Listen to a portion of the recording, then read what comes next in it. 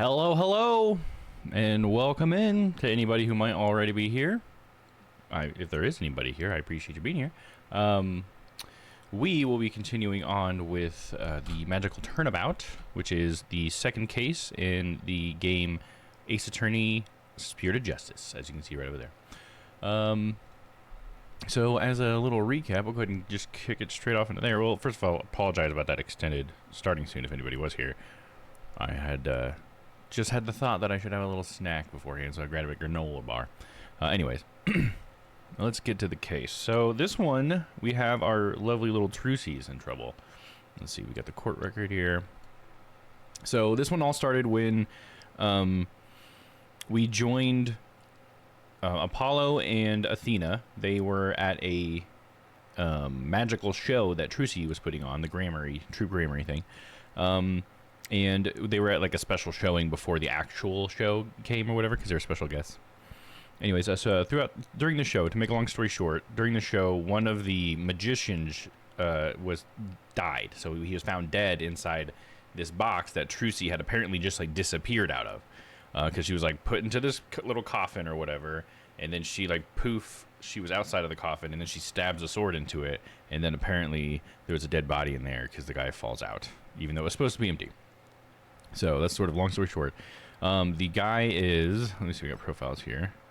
The victim is the great Mr. Rias. He's sort of like a shoehorned in extra member of the Troop Grammary. The Troop Grammary is the magical troop that Trucy's a part of, which her dad comes from.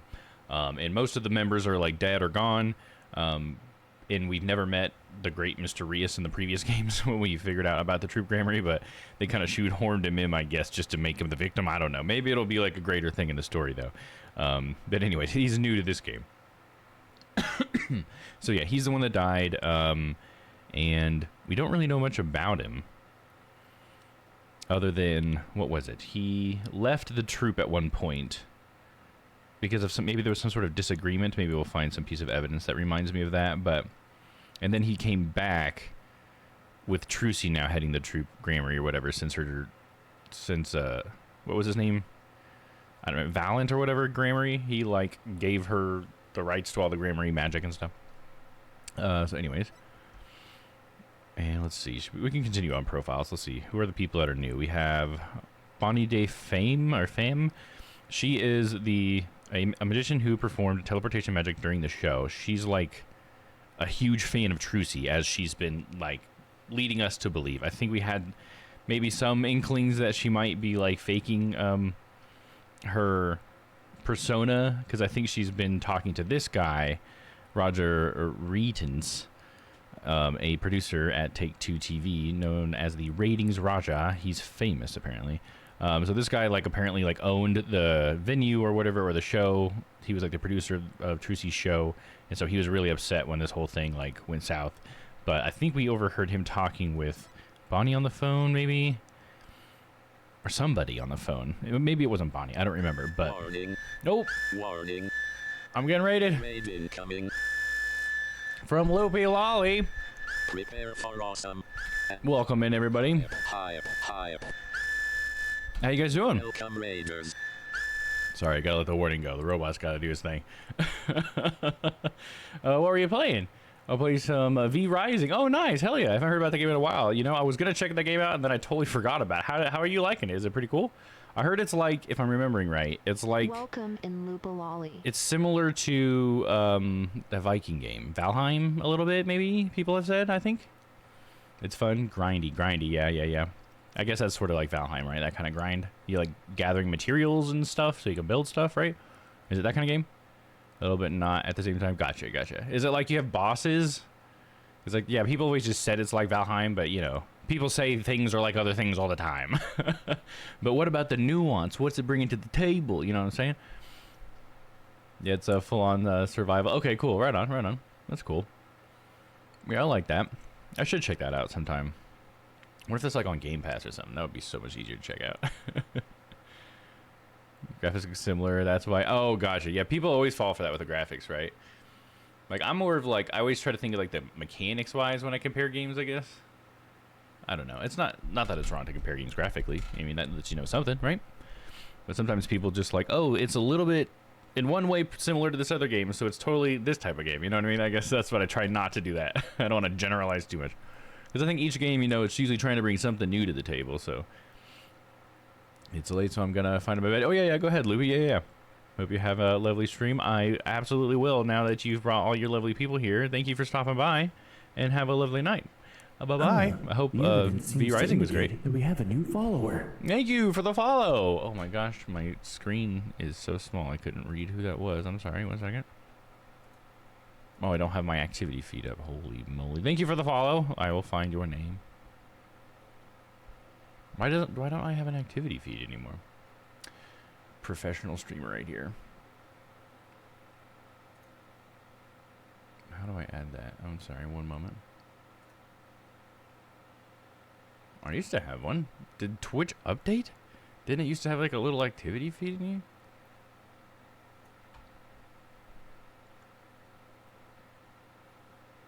Boop boop a doop a doop a doo. Here, let me click into the next thing so we get a little background music. There we go. Now we have background music while we look at this stuff. And while I fucking dawdle around here. But, and yeah, anybody else who came in with a raid, feel free to say hello. Thank you for everybody for coming here. I'm sorry I'm such a blender here. Activity feed. Finally found it. Cheerful Prophet. Thank you for following. Jeez, I really wanted to make sure I thanked you by name. There we go. I found it. Cheerful Prophet. Thank you. I hope you're a fan of Ace Attorney, because we are just about to get into the trial side of things. So yeah, we are, just for everybody who just came in, we are playing Spirit of Justice, which is like, I don't know, like the 5th or 6th game in the series. We're on the 2nd case, and we're starting the trial of it, so we've already like, gathered evidence. But I am going over the case, if anybody is interested, just to see what Ace Attorney's all about, because they're really fun games. But they're like anime, and they're very much like a visual novel. You know, there is game elements to it, but I think it's visual novel first, game second, if you will. But it does have a lot of game elements, a lot more than like your standard visual novel would. And they're pretty popular for a reason. So I hope any of you guys might stick around to check it out. All right, let me go ahead and minimize that now. So anyways, yeah, so long story short, we have this sister of Apollo, well, you know, sort of metaphorical sister, but also literal sister, but more of a metaphorical sister, has been accused of murder of a fellow magician. To be oh, thank you. Subscriber. A subscriber? Oh, Papa resubscribed. Thank you. Poggies, hell yeah, dude. Thank you. Appreciate that. For 37 months. Holy moly. Hey, thanks for coming by, Papa. I like your new name, by the way. I don't know if I got to tell you that, but I do like it. Happy Tuesday, dude. Yeah, happy Tuesday, man. Thanks for stopping by. I'm glad some people come by to say hi. Canis. Canis. I feel like is it Canis or is it Canis? Oh, I guess it's Canis, right? For canine, right? Canis? I was saying it wrong because I said Canis earlier, didn't I? Yeah, no problem, dude. I like it. Do you feel a lot better with it? Is it the underscores that made you want to switch? Was that? I think you said something about it the other day. Anyways, so let's see. Where were we? So yeah, Trucy's been accused. I think that's what I was talking about just now. Trucy, little baby girl Trucy. She, you know, she's growing up. She's growing up. She's not a baby anymore. Anyways, let's go over the evidence. All right, so we have a stage diagram, a diagram depicting the stage where the show was performed, and the understage passage. Let's take a look. So, you know, pretty much standard stage. So this is the coffin that the body was found in, that Trucy was like locked in by the bunny girl, and then she apparently like disappeared, but she actually just went underneath here, and she went under here onto like a lift and was pushed up when a puff of smoke came up, so it looked like she disappeared. So yeah, there you go. Grammary Notebook. The true Grammary Creed, a true entertainer always keeps a smile on their face, is written inside. It's probably going to be important because I remember Trucy bringing that up specifically. 13-year-old poster. Mr. Rios was injured during a show 13 years ago and left Troop Grammary. That's what it was. It was an injury. Yeah, I knew that was going to be important.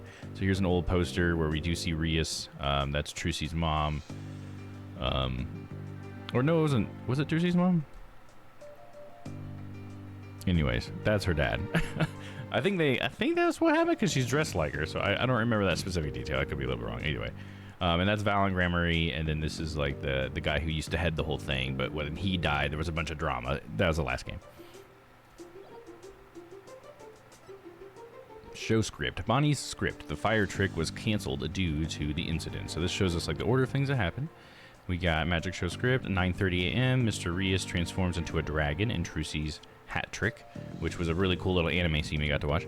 10:20 a.m. Bonnie's teleportation trick and Trucy's escape trick, which is when the murder happened. It's when the reveal happened, right? The reveal of the body.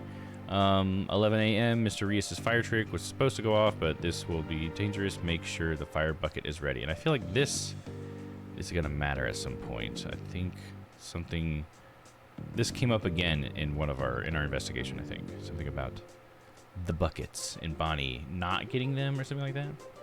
Yeah, I wanted to drop the VTV. Oh, yeah, I got you. And overstate is welcome. Crime photo. The body that appeared in the coffin. There's a harness around his waist for a stunt wire. As you can see right here. Stabbed in the back, which I think is very important because Trucy did not stab the coffin from behind. So I think that's pretty important. And the fact that it's up like that, I guess they're just trying to like expose the wound, right? That's not actually how he fell down. You think the police like pulled it up and took the picture, probably. Fingerprinting results. In addition to prints from the victim and Bonnie, a set of unknown fingerprints were found on top. Prints on the coffin lid, Bonnie. Prints on the side panels, Mr. Rias. Prints on the top panel, unknown. Trucy wore gloves during the show, so none of her fingerprints were found. Mr. Rias' palm prints are reversed. See image. Meaning he was facing the back of the coffin, so his back would have been to the front of the coffin, but that's not how he fell out of the coffin. When he fell out of the coffin dead, he was definitely the other way. That's why we're saying reversed.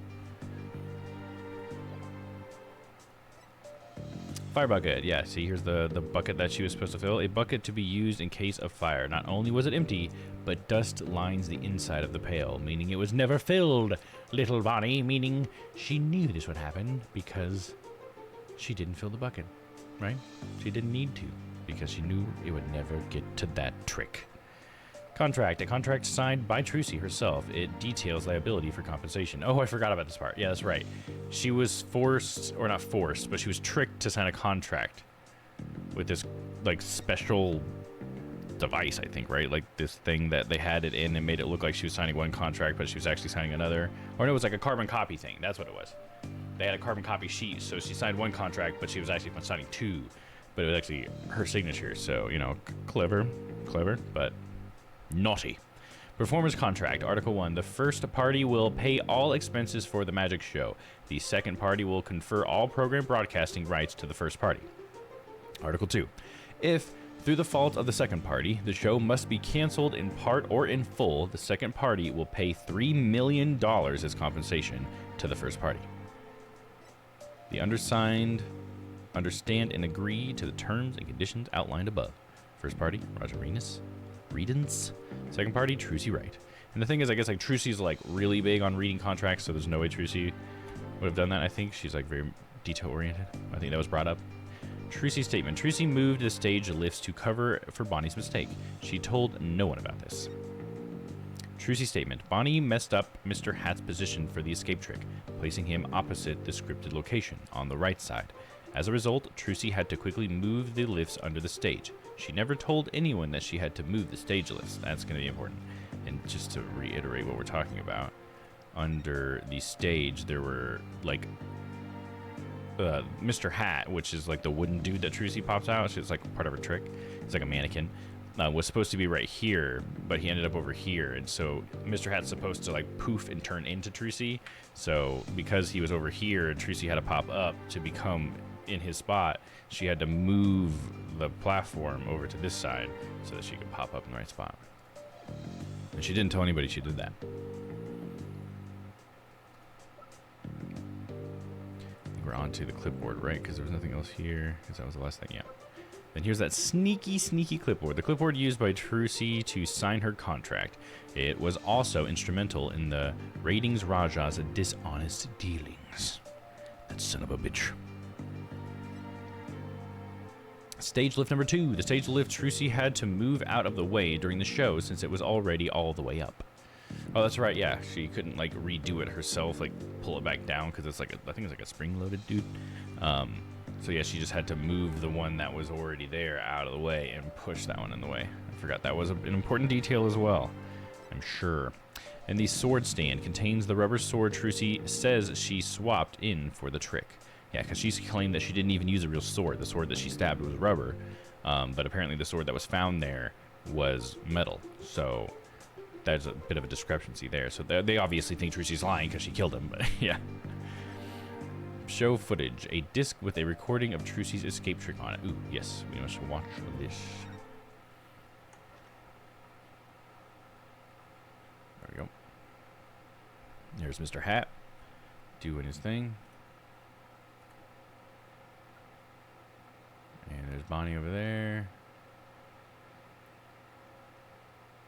Voila! Oh, I will stab this. Poof. He was pulled up, and then Trucy's there with a sword. Made of rubber, apparently. She says, I'm not in there, and I'll show you by stabbing it or something. I don't know. She didn't actually say anything. Boom. And the cameraman was just so obsessed with Trucy that he did not want to look at the trick at all. I think like that's so weird, dude. Like, why are you zoomed in? He's like, oh, Trucy's so hot, dude. Just fucking zoom in on her, man. Like, dude, you're missing the trick. What are you doing? Oh my god. I think it's hilarious. Sorry, 1 second. Flip back down here.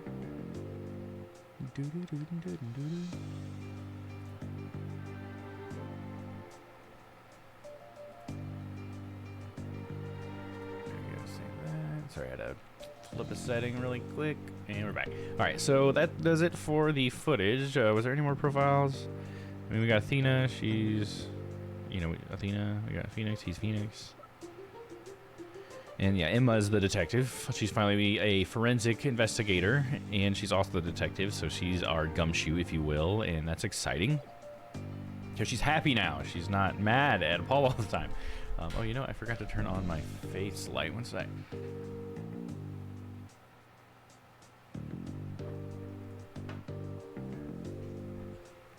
Okay, hopefully that should help brighten me up a little bit. All right, and here we go. Make sure, double check we got game audio, mic's going, and let's check that. That's working. Okay, yeah, I think the voices are going. Cool. All right. I'm fine. I'm fine. I'm Apollo Justice, and I'm fine. Is Apollo okay? He's been muttering to himself all morning. He's been like that since yesterday. Guess the pressure of today's trial is getting to him. Poor Polly. He's really tearing himself up all over... wait. He's really tearing himself up over all of this. Get it together, Apollo! Yikes, Athena! When did you get here? Try to relax a little bit, will you? You're getting yourself way too worked up. Yeah. But I'm all right. I'm fine. You know, I did a little digging on this Nahiyata Sadmati guy. Oh yeah, I forgot about that. There's another element here. So, to explain a little bit about this guy she's talking about, he's gonna be the prosecutor, like she's saying right now. But he's from another country that Phoenix is in right now, where Maya is. And in that country, they don't have defense attorneys because they do like a divine type of thing, where they have like a priestess sort of like divine the whether or not they're guilty or not or whatever. So he's come here to be the prosecutor for some reason, which is confusing to me, but, you know, we'll learn more from, you know, the guy himself about what his whole deal is, I guess. Kind of like the U.S. District judge. Oh, just divining it? Is that what you're saying? Yeah. Using like Christianity or something? Yeah, maybe. He's apparently not your run-of-the-mill prosecutor. Oh, yeah? What did you find out? Well, they say he wields an incredible power to accurately read a trial's karma and its ultimate fate. What is that supposed to mean? I don't have all the details, but apparently he can foresee how the arguments will go and even lead his opposition. So the defense basically ends up going in whatever direction he has in his head. That's not really true, though, because they don't have defense where he comes from. So I feel like that breaks down. Like, how can that be true if they don't even have defense attorneys? He doesn't have an opposition where he comes from. Right? That's how they totally introduced it in the first case. Like, because it was like, oh, we outlawed them. We hate defense attorneys. But Phoenix was like, no, I'm going to defend. I'll be. It's called being persuasive, right? Yeah. It's incredible power. It's called being persuasive and having a good argument. It's crazy. You should really see it. It's almost like he's got the force, dude. Man, this isn't going to be a cakewalk, if that's true. Emma did say she'd talk to him for us, though. Here's hoping that went well. Oh, you know it didn't, dude. This is a fucking Ace Attorney game. In any case, sounds like he's going to keep us on our toes. Doody. I like the music in this one. That's why I know you're ready. Why I know I can leave Trucy in the office to you. This is Phoenix, I guess. I believe in you, Apollo.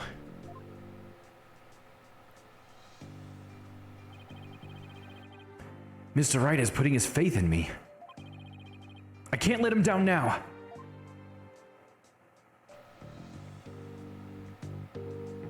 How stressful would that be, too? Because, like, Trucy is the adopted daughter of Phoenix, too. But now she is having to be defended by Apollo with no Phoenix help. I'm fine. There he goes again. It's almost like he's chanting a prayer. I'm fine. I'm Apollo Justice and I'm fine! If you say so, Apollo. The trial will start momentarily. Is the defense ready? Yes, we are fine! Trucy's fate and the fate of the agency rests on this trial. This is it, Justice. If ever there was a time to shine, it's now.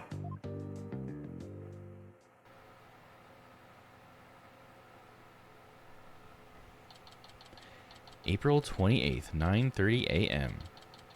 District Courtroom number 6. That's so slow. Usually I'm complaining about how fast it's going. Day 1. Court is now in session. All rise. For the Honorable Justice Judge. Court is now in session for the trial of Trucy Wright. The defense is ready, Your Honor. Oh, I did not expect him to look like that. Even though I've seen the picture of him, for some reason I forgot. I forgot what he looked like.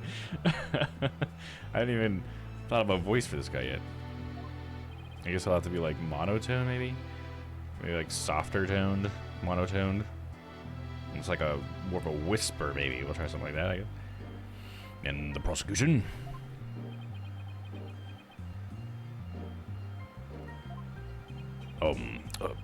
Prosecutor Sadmati. 1,000 pardons. It was rude of me to keep you waiting. I was praying for the victim. Oh, praying. Yes, I see. You are a Kaurainist monk, correct, prosecutor? Because it was Kaurainist? Is that how it was? Kaurain? Fuck, dude, I have no idea. Yes, that is correct. I am but a lowly monk from the kingdom of Kaurain. I beg in advance for the forgiveness and the kind patience of everyone here in this court. I am unfamiliar with the proceedings of this country, and I may make many blunders. He seems like such a gentle-mannered soul, doesn't he? I wonder if Emma had a chance to talk with him about Trucy. Now then, Prosecutor Sadmati, your opening statement, if you would. Certainly. In the name of the Holy Mother, I vow to guide the victim's soul to the land of the eternal peace known as the Twilight Realm. Now, let the last rites of the victim begin. The last rites of the victim here in court? That's their religion for you, I guess. It's interesting because it's like their religion is in the courtroom so much that I guess they have sort of like courtroom rituals around it. You know, I didn't really think about that until just now, but that's kind of an interesting thing. Even if they're just using like divining to decide if people are guilty, but I don't know. Nayuta Sadmati. He's really been making a name for himself apparently, but that nickname, Last Rites Prosecutor, wonder how that will come into play today. The incident took place in the middle of the spectacular magic show. The accused performed a magic trick in which she thrust a sword into a coffin. Don't they usually have the detective say that? I guess now they're having the prosecutor do it, huh? Or maybe that's just because Edgeworth would always just have Gumshoe do it because, you know, it's Edgy and Gumshoe. A coffin from which the body of the victim then spilled out, dead from a fatal stabbing. The victim's name was Manov Mystery. That's so hilarious, dude. Alright, let me try that one again. The victim's name was Manov Mystery, otherwise known as the Great Mysterious. His blood was found on the sword that was used during the magic trick. Autopsy report added to the court record. The victim's real name was a Man of Mystery. His blood is on the murder weapon. It's just so on the nose, dude. Like, wow. You know? So this death was just an unfortunate accident. It is only natural for one to assume as such, Your Honor. However, it was no mere accident, but rather a homicide. The prosecution's position is thus, that this was a murder made to look like an accident. I see. And you believe this crime was committed by the defendant? After a thorough consideration of all possible scenarios, I, unfortunately, have no other choice but to conclude as much. So that's how it's going to be, huh? I guess Emma couldn't convince him after all. Very well. And now, let us hear from the defense. Naturally, we maintain that the defendant is innocent, Your Honor. If the defense wouldn't mind, could you please explain your reasoning? My reasoning? Well, I would have to say that my main reason is because I believe in the defendant. I see. So you find it difficult to come up with anything more concrete than that, do you? But a fine demonstration of the fact that you are indeed a lawyer of putrid mind. Putrid mind? Prosecutor Sadmati, I will not have you throwing names in my courtroom. Excuse me. Oh, he even said something. What, Satura? Is that what he said? Oh, he's doing fucking Naruto shit, dude.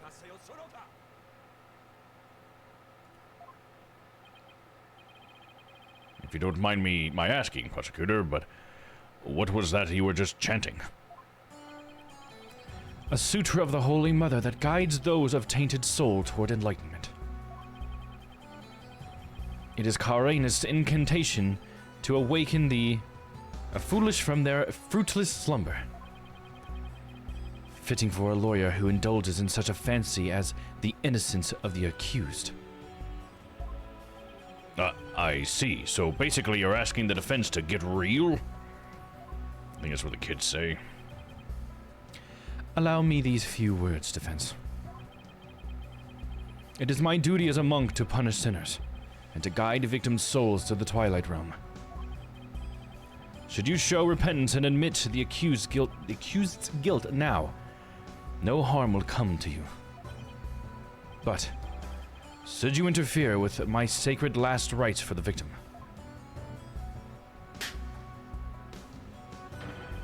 then I shall cast you down into the pit of hell, along with Trucy Wright. Damn it. Then I shall cast you down into the pits of hell, along with Trucy Wright. Yeah, that's what it was in their country, right? Like Phoenix, whatever, like punishment, like Albie was gonna have, Phoenix was gonna have to have it too, or something like that. It was like some high stakes for Phoenix, I think. Now wait, just 1 minute here. Putrid? Pit of hell? Is that any way to address someone in a court of law? Prosecutor Sadmati, that may be the way you conduct trials in Coleraine. But I would appreciate it if you would refrain from such charged language here. Your Honor, that was but a Carinus sermon for those who have strayed from the path. Harsh words are often necessary to admonish contemptible deviants who cannot see reason. Oh, I see. I didn't realize. I guess they really do hate defense attorneys in Coleraine, huh? Even still, that was way, way over the top as far as verbal abuse goes. Yeah, the fact that that's just like a religious thing to them is like, damn, dog. Just talking smack. Like, you're gonna go to fucking hell. Oh, I'm sorry. That's just my religion. That's just us, being peaceful and trying to, bring him to reason. Go to hell, you son of a bitch. And the trial's only just begun. Well, defense, I suppose the way a prosecutor does things varies by country. Just like U.S. court. Yeah, there you go. Why don't we look at this cross-cultural exchange? Wait, why don't we look at this as a cross-cultural exchange and try to be open-minded about it? Just let him verbally abuse you. I mean, just, in the name of peace. What? Bailiff, please bring in the first witness. Let's just change the subject before it gets awkward. The snackoos, dude, they're back. She's stressed out. Uh-oh. I thought she said goodbye to the snackoos.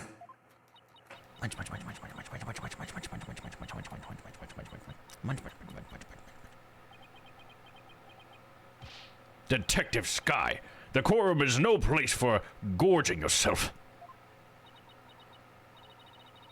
What's wrong with having a little snack? Girls gotta eat, right? She, seems a little stressed out. Detective Sky, your testimony, please. Yeah, about that. I just want to state for the record that I believe Trucy Wright is innocent. Well, I'm sorry. Detective Sky, this path you seek to follow is misguided. Giving the wrongdoer false hope will only deepen her despair in the end. But Let it go and move on. Acts which go against your duty will earn you divine punishment from the Holy Mother. You bastard!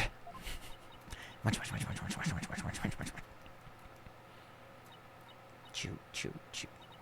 Fine. I don't know about the divine part, but I get the punishment bit loud and clear. I guess Emma got assigned tons of paperwork or something for sticking up for Trucy. She and Prosecutor Sadmati don't seem to get along very well, do they? Shall we continue?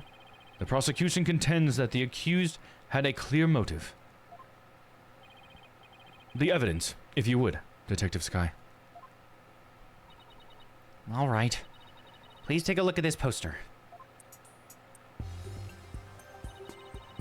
It's a Troop Grammary poster from 13 years ago. Is it just me, or is it a little different from the one that Miss Wright in the? Is it just me, or is it a little different from the one in Miss Wright's dressing room? This is a revised version of that poster. This one says canceled under Mr. Rias. It's because he's done some things in his past, and people figured that out, you know, so he got canceled. You know what I'm saying? That's right. Mr. Rias left the troop after the first version of the poster was printed. Take a look at Mr. Rias's right forearm, near his elbow. See the big scar there? He apparently got that when he made a mistake while practicing a magic trick. Ouch, that's quite the scar. Because of the accident, Magnifi Grammary concluded Mr. Rias was too unskilled. Just before the show was to open, Magnifi announced Mr. Rias wouldn't be appearing. But in defiance of Magnifi's decision, Mr. Rias tried to go on stage anyway. This in turn caused Magnifi to oust Mr. Rias from the troupe on the spot. He kicked Mr. Rias out? That seems rather extreme. Did he really have to go that far? When it comes to magic, Troop Grammary was so passionate. Or should I say, extreme, about it that it caused problems for them from time to time. Yes. They even caused this court a mountain of trouble with their extreme antics. And now the troop's successor has committed a murder. It seems the troop's rare talent was inherited by the right person after all. A putrid talent for criminality. Dude, he goes way too far with that shit, dude. He's like, hey, dude, it's my religion. Like, that's totally what he's doing. You sound rather extreme yourself, prosecutor. Criminals with impure souls do not deserve sympathy, Your Honor. Ahem.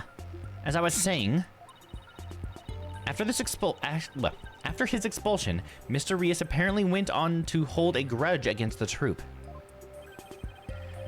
He would tell those close to him, I will get my revenge on Troop Grammary someday. Revenge, That certainly sounds antagonistic. 13-year poster updated. Mr. Rias was apparently ousted from Troop Grammary 13 years ago due to an injury he sustained. Well, that's not really due to it, right? I mean, I guess you could say that, but there's a couple of steps there. It's because he went out on stage. That's why he got ousted, you know? But he wasn't supposed to be on stage because he got injured. And then, his chance for revenge finally came. If you would be so kind, Detective Sky. I guess I don't have a choice, do I? Witness testimony. The defendant's motive. The victim planned to get his revenge on Troop Grammary during Trucy's magic show. Mr. Rias was going to first steal the Grammary notebook from the defendant. He then intended to reveal the secrets behind their magic tricks during the show. That was the victim's plan for revenge, and while he did, in fact, steal the notebook, the defendant murdered him before he had a chance to reveal the secrets. So that's why they think Trucy did it. Okay, that doesn't sound like Trucy at all, though. By the time the accused had discovered the notebook's theft, it was too late. Her only option was to kill Mr. Rias and make it look like an accident. Her only option was? That's nothing but conjecture. The victim's assistant, Bonnie DeFame, gave the police a statement. She testified that just before the start of the show, Mr. Rias said, I'm going to reveal all the Troop Grammary's secrets on stage today. What? Well, that isn't exactly a great starting point for a rebuttal, is it? You're telling me? Allow me to give you one piece of advice, defense. Oh, my bad. I thought he was going to continue that. You're telling me. That's what I should have said. My bad. I hate when I do that. Because I'm like, oh, he's going to continue on. You're telling me that, blah, blah, blah. Whoopsie. Oh? And what's that? goodness, a butterfly. It's like a spirit butterfly, dude. It's translucent. Let it go and move on. Excuse me? Helping a sinner will only sully your own soul.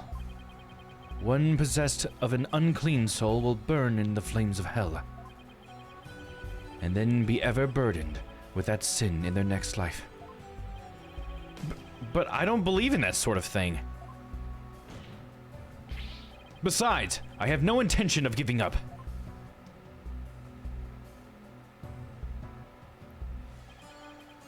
Oh, Holy Mother, grant me the strength to deal with this putrid lawyer. All actions have consequences, and yours will surely earn you the honor of being a mere stink bug at best in your next life. A stink bug? Now then, Mr. Mr. Justice, your cross-examination, please. Son of a bitch, Judge. Not you too! Cross-examination.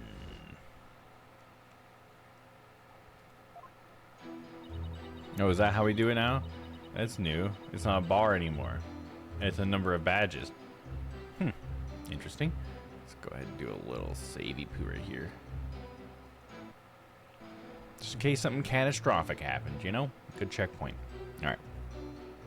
The victim planned to get his revenge on Troop Gramarye during Trucy's magic show. Press that shit. Oh, I had my mic. I think I figured out my mic. Hold it! Nice. Worked first try, dude.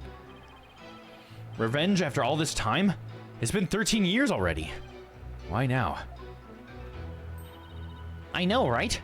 I thought that was pretty sketchy myself. I mean, wouldn't he have done it a long time ago if he was gonna do it? After all. Detective Sky, self-indulgent outbursts such as those will earn you divine punishment. In the form of a salary evaluation. Oh, he's totally pulling an Edgeworth to a gumshoe right now, dude. That's funny. Yeep.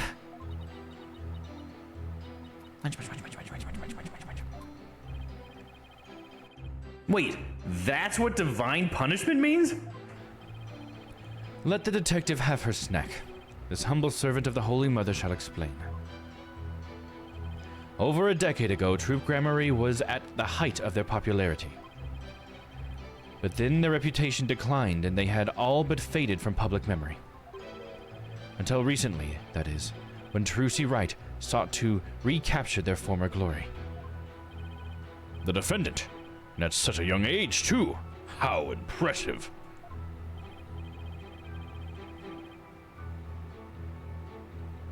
Sorry, one second.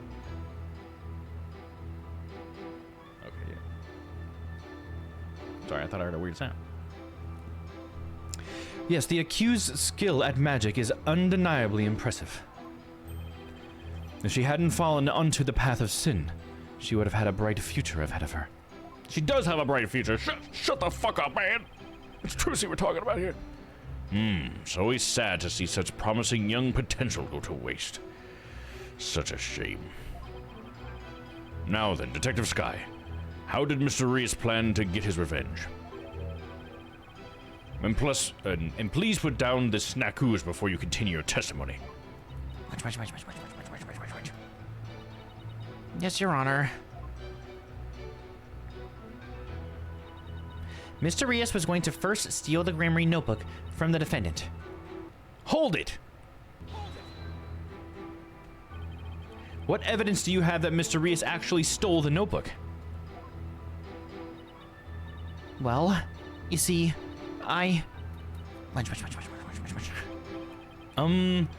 Whenever you're ready, Detective. Fret not, Detective Sky. You have nothing to repent for. You should be proud of the fine forensic discovery that you've made. Forensic discovery? And what did she discover specifically? Detective Sky identified a certain set of fingerprints on the notebook. Upon further inspection, she determined that they belonged to Mr. Reyes. What? The detective found the fingerprints entirely of her own volition. For that, I must say well done, Detective Sky.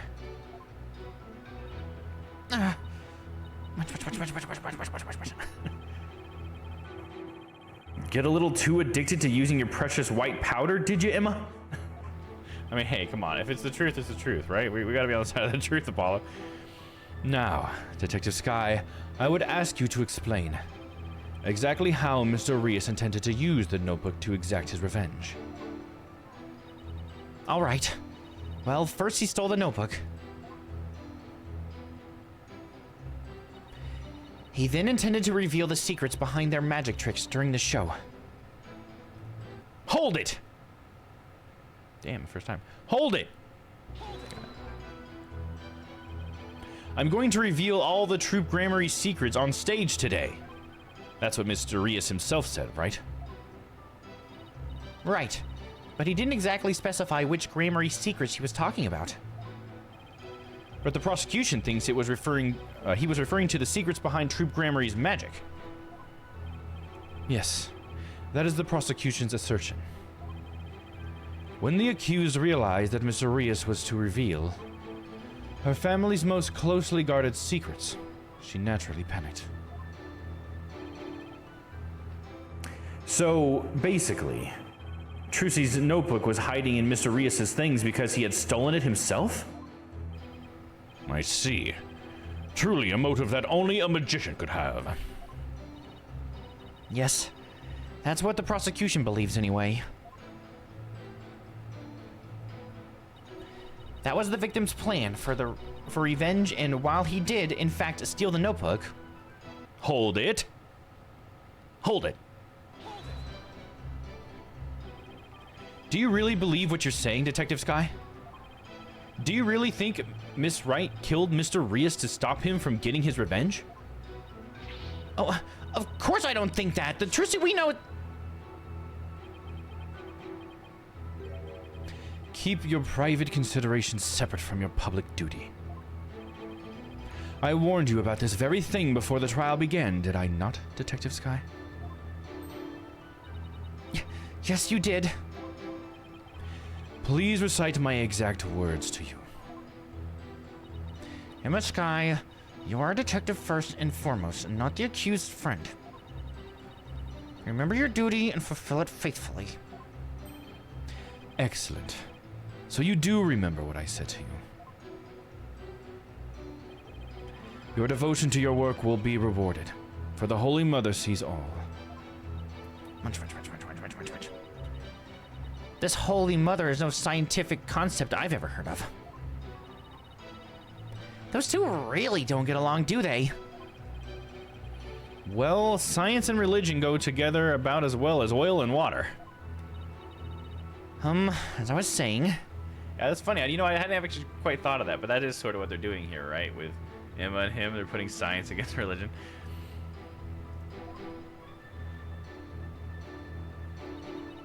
The defendant murdered him before he had a chance to reveal the secrets.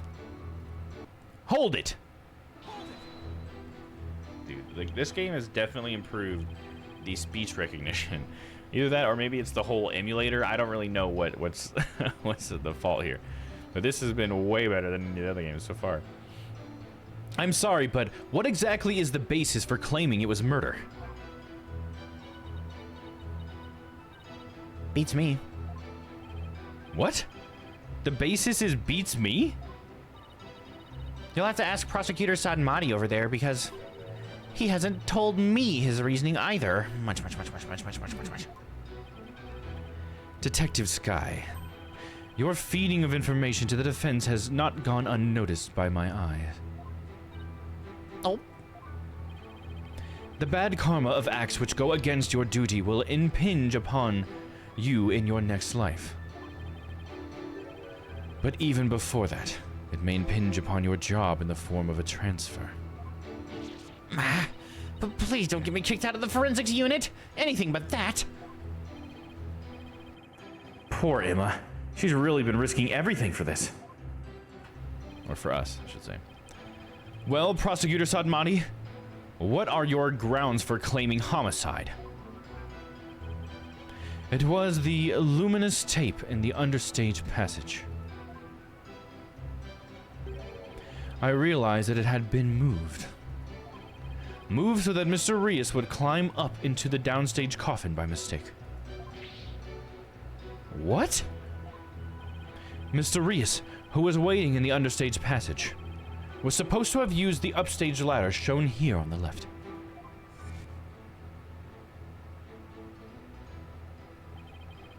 He was to climb up into the coffin that had been set up in the backstage area. After being turned into a stuffed dragon during Act 1, Mr. Rios was supposed to come back to life and emerge from that coffin. But the luminous tape had been moved to mark the downstage ladder. So the victim climbed up into the coffin on the stage itself by mistake. The very same coffin the accused thrust her sword into. See how she thrust it into the side, though? How did she stab in the back? I still don't understand that. And that's maybe part of what we're going to be pointing out here, huh? And you have proof that it was my client who moved the tape? But of course. Detective Sky?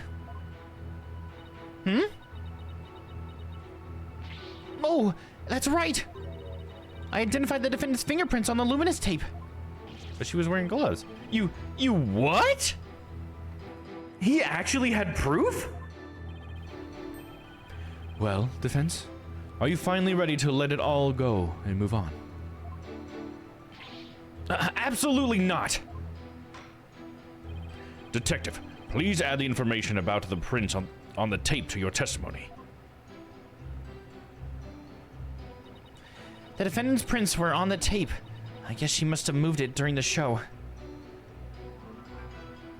Hold it! She moved it during the show. She had gloves on. That's bullshit. Some baby back bullshit. What made you think to check the luminous tape for prints? Well, I bet it was detective's intuition. I tested not just the tape, but just about everywhere for fingerprints. Oh?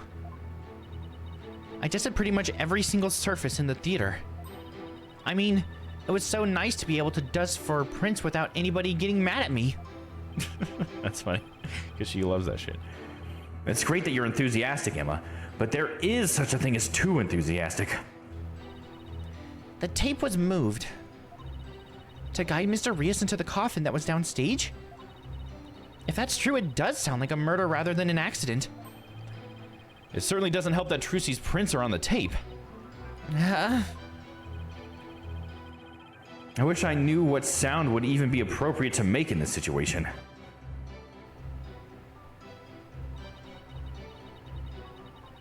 All right, let's see. Let me see what I can present. Because something in the evidence said that Trucy had gloves on. Pretty sure. It was the fingerprint data, right? Fingerprint results. We say Trucy wore gloves during the show, so none of her fingerprints were found. This has got to be it. But we're gonna save it anyway. Save state, boom. And then we're going to... Objection! Oh no, I pushed it on the wrong one. I was not on the right one. Hold on. Good thing we just saved it, dude. I'm so stupid. Hold on. All right. Back. I forgot. I was just looking at the court record. We're not on the right one. It's got to be when they say that it had her fingerprints on the tape. There we go. Then we present. You fool. Objection!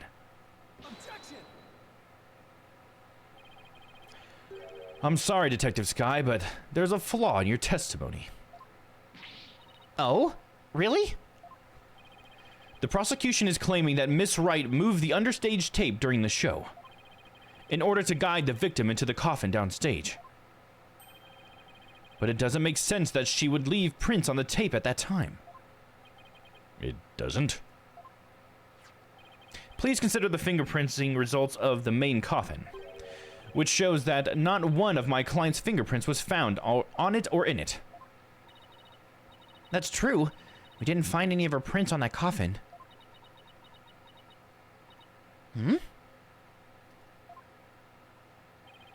I think you realize what the flaw in your testimony is.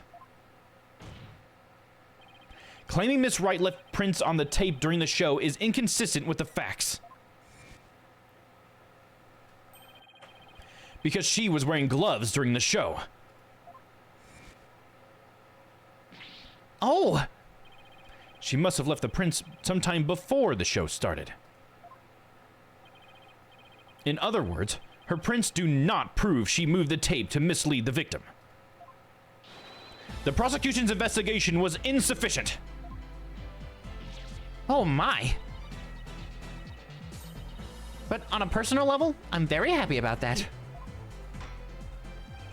Well, Prosecutor Sodmuddy, if the defense's argument is true, then you have no evidence to the defendant moved the tape to deceive the victim. I see. Apparently, the defense is more intelligent than I had thought. More than a stink bug, at any rate. Nice, leveling up in his mind, dude. Hell yeah. Maybe he can be a friend later, like Edgy Boy. Come on. You can bump me up to at least a stag beetle now, can't you? Would that really be any better? Of course. Way better. Stag beetles are cool. With those huge mandibles of theirs.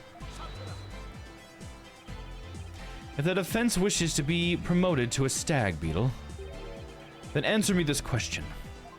Oh, here we go, his rebuttal. All right, shoot. Even with no evidence that the accused moved the tape to misguide the victim,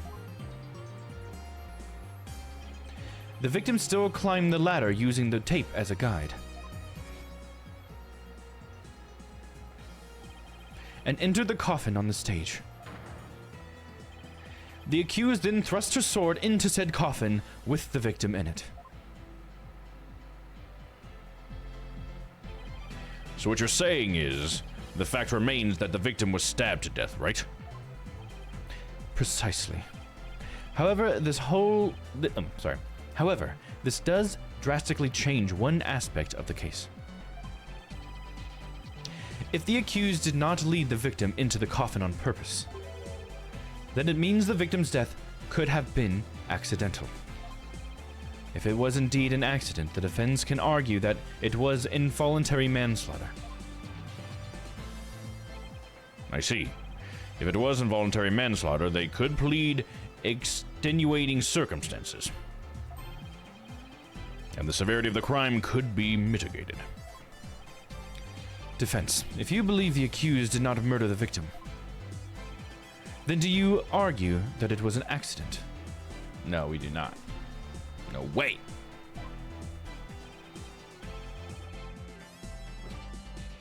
This is it. The all-important question. The defense argues that Mr. Reese's death was... We're going to say it was a murder. That's the crazy turn anime thing to do. It was murder! The defense maintains that the defendant is entirely innocent. We believe it wasn't an accident, but murder. Then you say, while we believe the defendant's innocent? Maybe I missed a word there. And what's more, we believe it was committed by a third party. A third party? Is the true culprit is... Wait. As in the true culprit is someone else? God, why can't I not read sometimes? A hush goes over the crowd. Oh no, that was them talking. They were just like quiet enough I didn't even register. This is quite a brazen claim to make, and one wholly without grounds.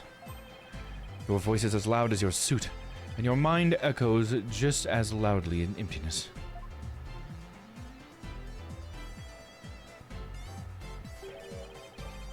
Surely, you were but a loud red pepper in your previous life. Don't call me Shirley. I've been demoted to a vegetable? Wow, I didn't know a person could be reincarnated as a non-sentient plant. In any case, I do have grounds to make this claim. Let us hear this reasoning of yours, then. All right, but before I give it, there is one question that we need to address. If the victim was killed by some third party, then the sword the defendant thrust into the coffin wasn't the cause of death. If that's the case, then how did we wind up with a dead body inside the coffin? A very good question. Now let's hear your opinion, Mr. Justice. How did the victim's body wind up inside the coffin? Okay, we can choose it was magic. It was magic. He was killed in the coffin, it was magic, he was killed under stage.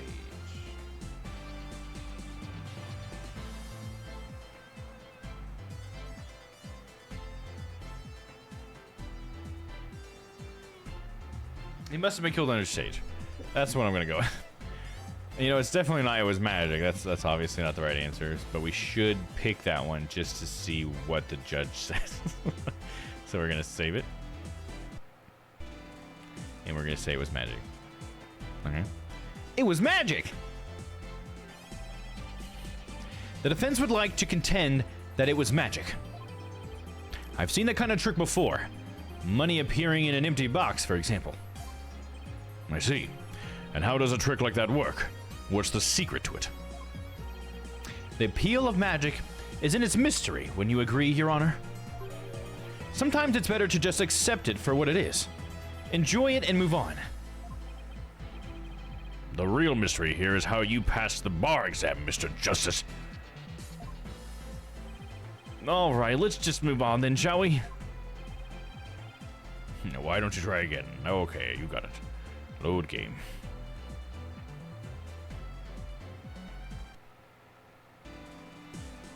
Alright, he was killed under stage. We're going with this one. I think that's the right one. What if the victim was killed under the stage before being put into the coffin? In other words, what if the victim was already dead in the coffin from the get-go? Oh, I see. In that case, the defendant's sword wouldn't have been the cause of death. Oh, I can totally understand now. How do you respond, Prosecutor Somebody? That is the third time. The third time of what? Hiya! What? Like rosary beads? What the heck is this?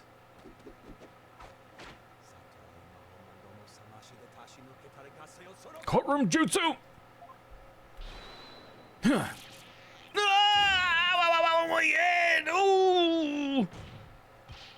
What do you think you're doing? Hey, that's worse than the fucking hawk coming at us, dude. Even the merciful Holy Mother loses patience if she is struck 3 times. Since you never learn, you needed to be punished. Why didn't you let me worry about what I needed and don't need? It is what you deserve for interfering with my sacred last rites for the victim.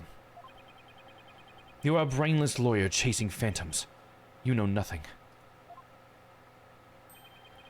Let this humble servant of the Holy Mother give you an edifying sermon. No, please don't do that, dude. A sermon? Now? There is a passage in the sacred scriptures of Kaharianism.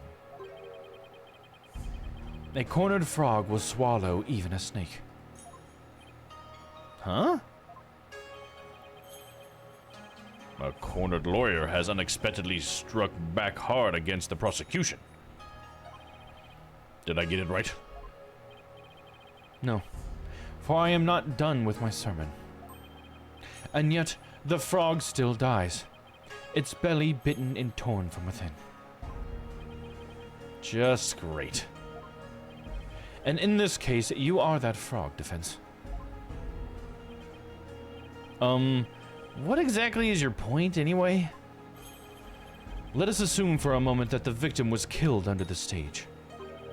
Who, then, had the opportunity to do so during the show? Let's see. The people in the show were Bonnie DeFame, the victim Mr. Rias, and Trucy Wright. Bonnie DeFame was on stage throughout the entire show, as easily confirmed by the footage from the show.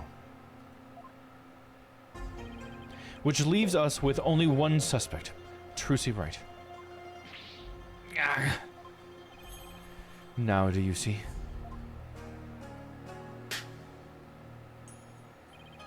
The accused killed Mr. Rios as he waited on standby in the understage passage, and then placed his dead body in the coffin above, thus making the murder look like an accident. No!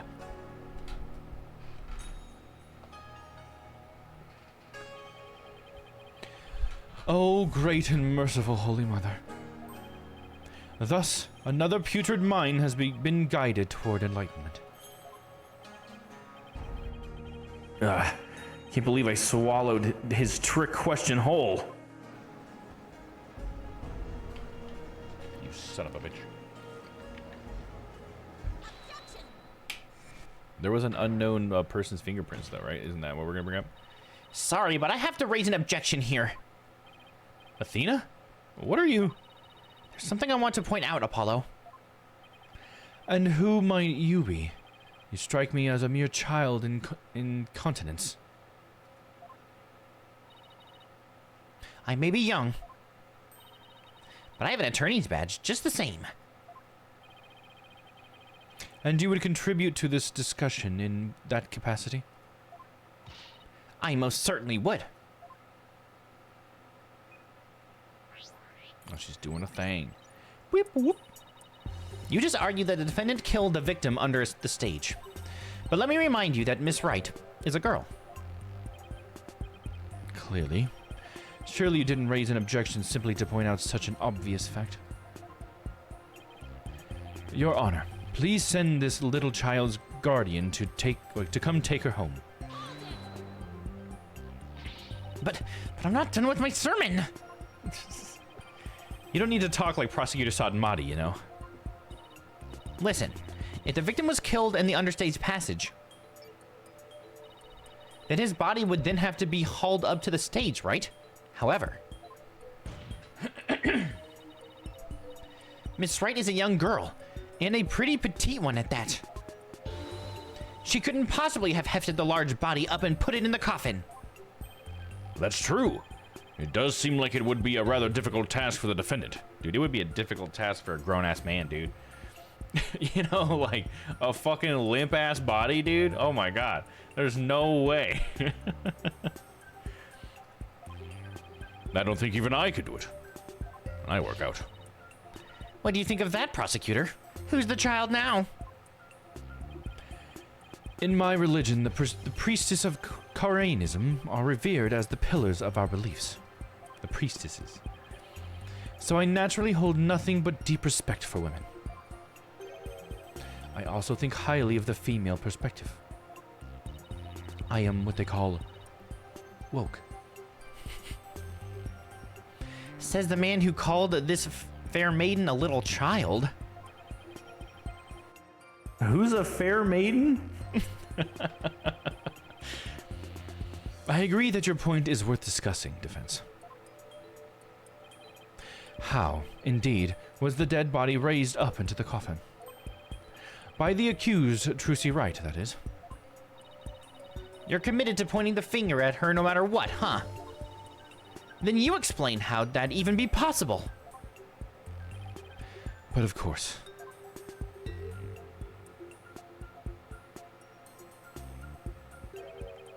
There was a way for even a small creature like her to raise the victim's body up.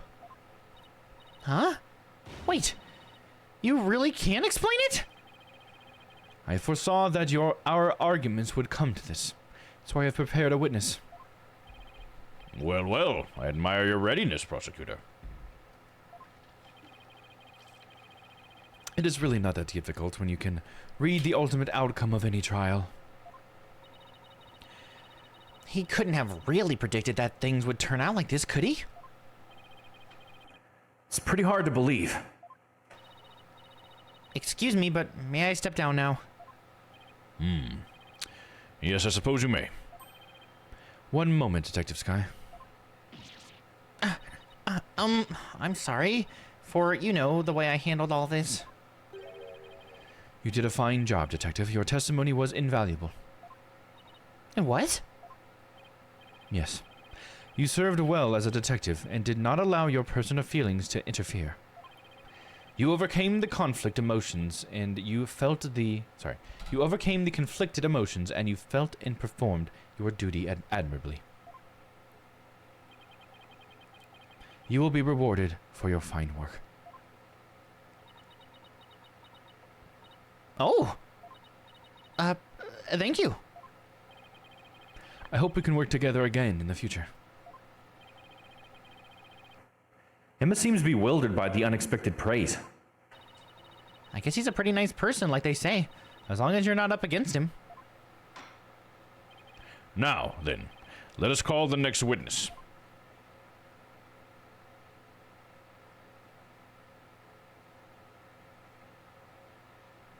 Look at that tall drink of water. I'm just kidding. It's because they started from her feet. Witness, please state your name and occupation. Hello, ladies and gentlemen of the court. It's very nice to meet you all. I'm a lagomorphing illusionist from the land of fairy tales, Bonnie de Fame. I can't wait to do some magic tricks for you all. Please, witness, there is a time and a place for all things, including magic. Aw, but it would be okay if I do just a little magic, right? Come on, please. Look, everybody is waiting. Now is my chance to shine. Satura. That is your second time. My second time doing what? There will be no further warnings. You should know that from our preparatory meeting, correct? You should know that. Yep. Is no one exempt from His Holiness's rosary of suffering? May we have your testimony, witness, once you've recovered from your disappointment. Well, as a huge fan of Trucy's, I don't really want to testify against her. But I guess I have to, don't I? As a huge fan of Trucy's, huh? Oh yeah, see, I thought we saw her being crazy. I hate her. I loathe her. I can't stand that Trucy right bitch. I added that last one. Just because he's a little good at magic, she thinks she's all that. But this is exactly what that sniveling brat deserves.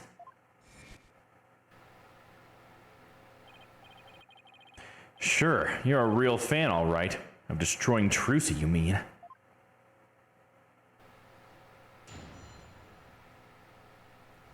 I'm glad they gave us that flashback, because I was like, I thought we saw her be like super evil, but I could not remember. So I mean, obviously she's involved, right? I really can't believe that Trucy killed Mr. Rias. I guess it's possible for a small girl to lift a dead body up if she used a stage lift. Is it possible? Could Trucy really have? If Trucy did use a stage lift, I think she must have used stage lift number 2. I was on stage for the entire show, by the way. I guess she just throws that in there.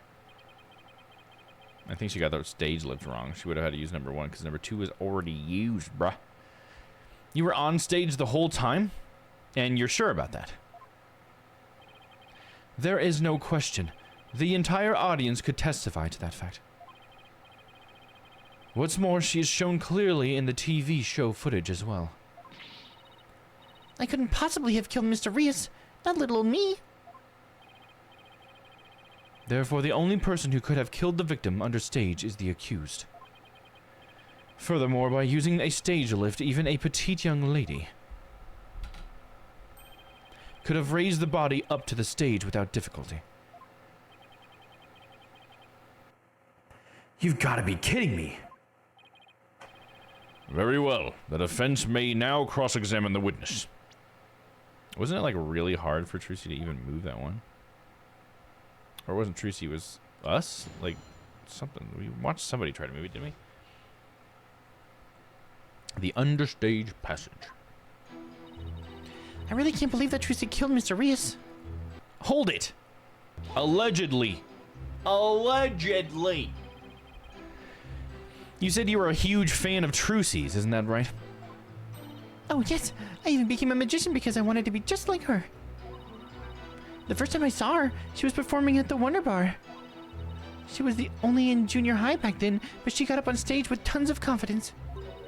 And then she proceeded to win my heart with her astonishing tricks and winning smile. She certainly sounds like she means all of that. So, finally being able to perform with her must have been quite a treat for you, right? Oh, yes. After all, it was my chance to have her see me. Not only as a fan, but as a fellow magician. Whop.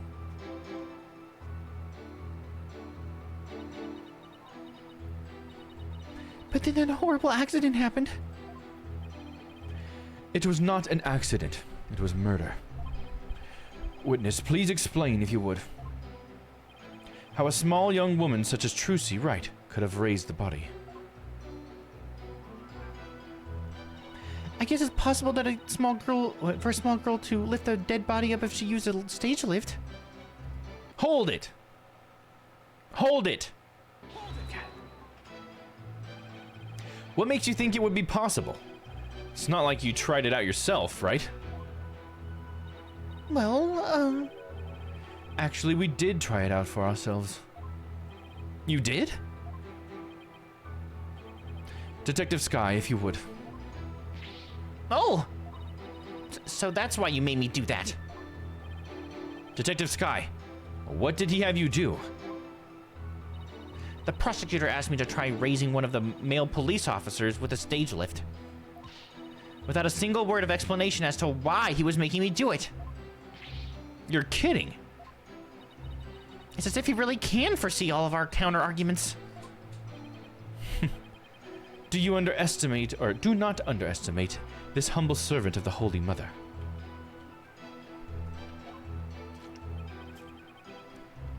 More like hottie.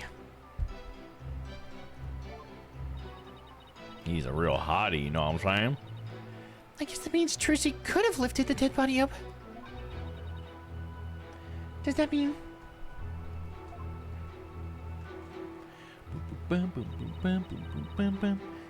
Is it possible? Could Trucy really have? Don't you say that. Hold it!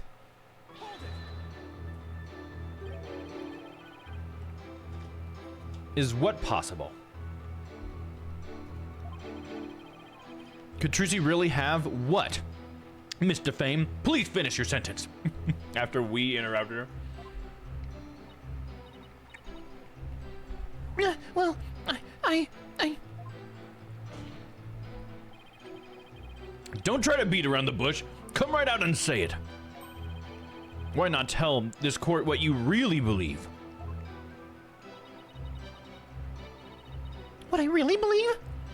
Of course I don't believe Trucy could ever commit murder. Such an amazing and wonderful magician would never do such a thing. But, taking all the facts into account, what else can I think? I know of at least 3 other unflattering things you really think about Trucy. How can you attack this girl when she is obviously speaking with reserve? There is such a thing as reading between the lines, Mr. Justice. It's sad how the youth of today lack the ability to do such a basic thing.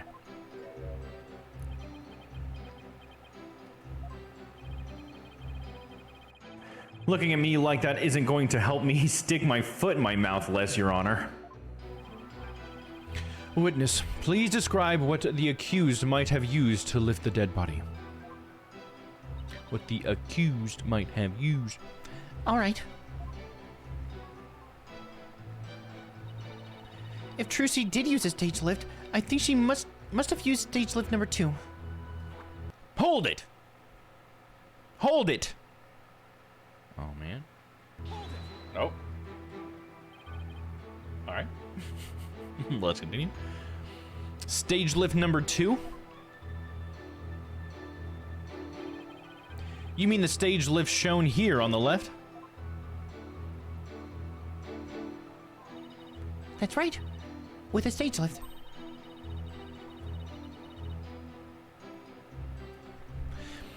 I think even a small girl could easily lift a dead body up to the stage. And so that makes her the murderer, in your opinion? Well, of course not. I believe in Trissy. Like I said, I'm a huge fan of hers. Oh, brother. How long is she gonna keep this act up? Defense. What position was stage lift number 2 in after the show? Let's see. If I recall, it was in the fully raised position. Ah! And the reason why it was fully raised is because the accused used it to lift the victim's body. Wouldn't you agree? But I feel like there was some reason why, because it would be like too heavy or something for her to do that. There's some reason why that actually didn't make any sense, I thought. Maybe we have some evidence for that. Is it because the accused used it to lift the victim's body? Or is because, yeah. Wouldn't you agree? Yeah, I read that. Feel free to slowly mull it over while you roast over the flames of hell, you evil red pepper. So now I'm also evil. I was on stage for the entire show, by the way. Hold it!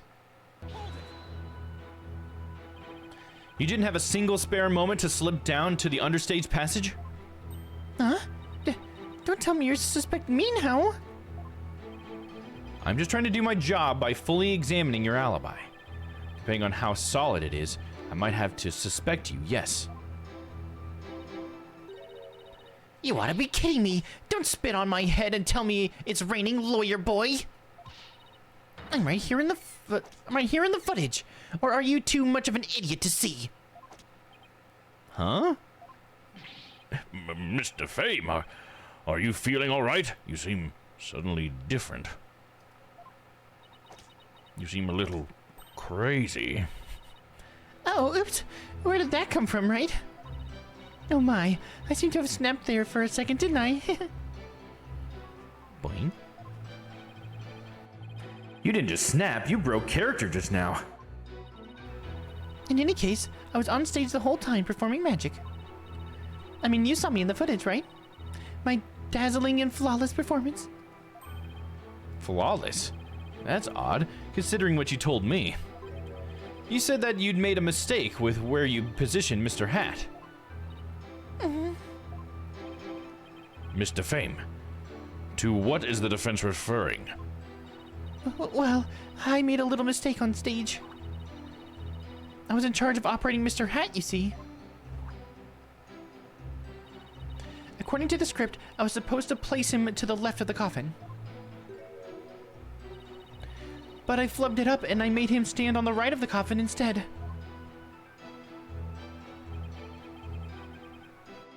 And because of that mistake, Trucy had to move the stage lifts around. I feel really bad about messing Trucy up like that with my goof. Teehee.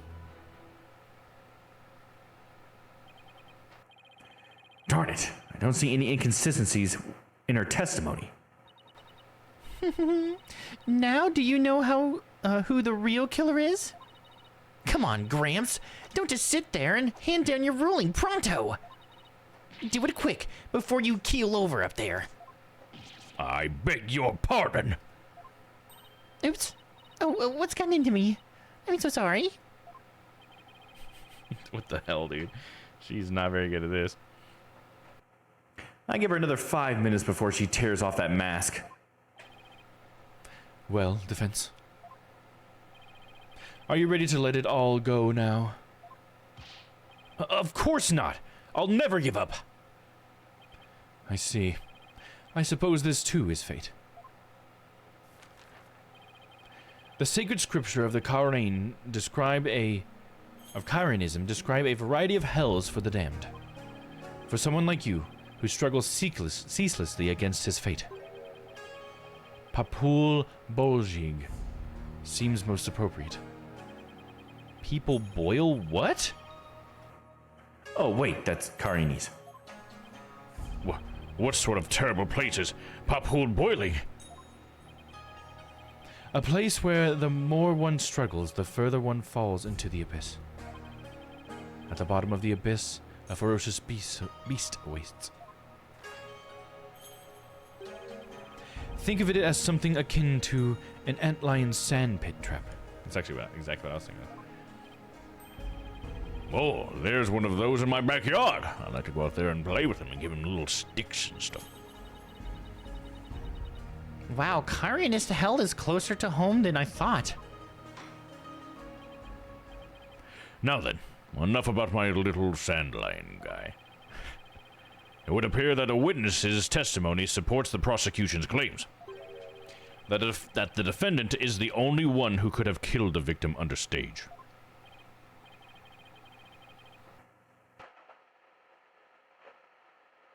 I fucked up my voice thing. There we go. How are we supposed to get out of this jam?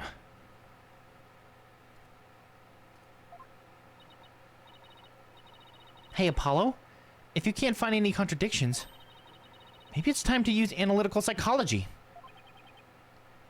You mean... I heard some discord in Bonnie's voice while she was testifying. Oh, that's how we're gonna get her. See? Widget is picking up on the noise in her heart, too. That's right.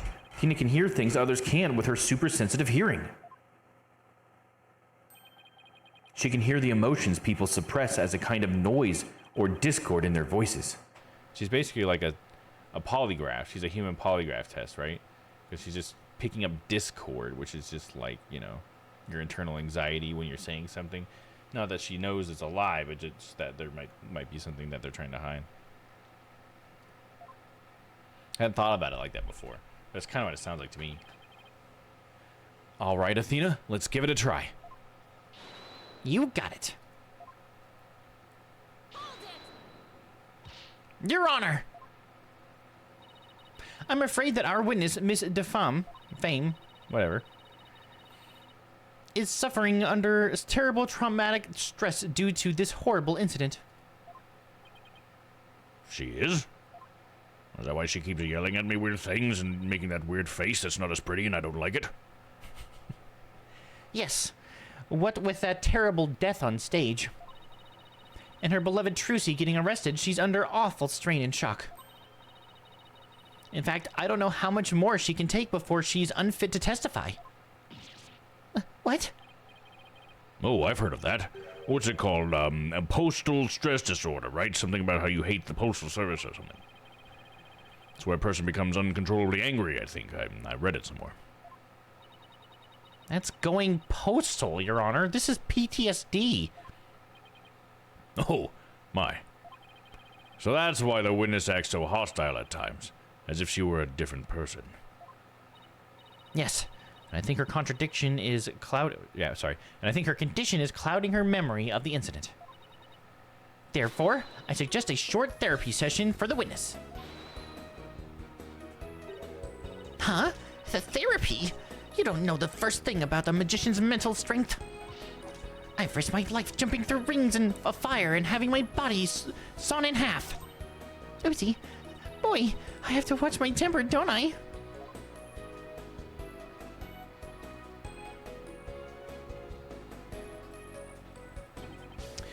Miss Sykes, please do whatever you can to help this unfortunate young lady.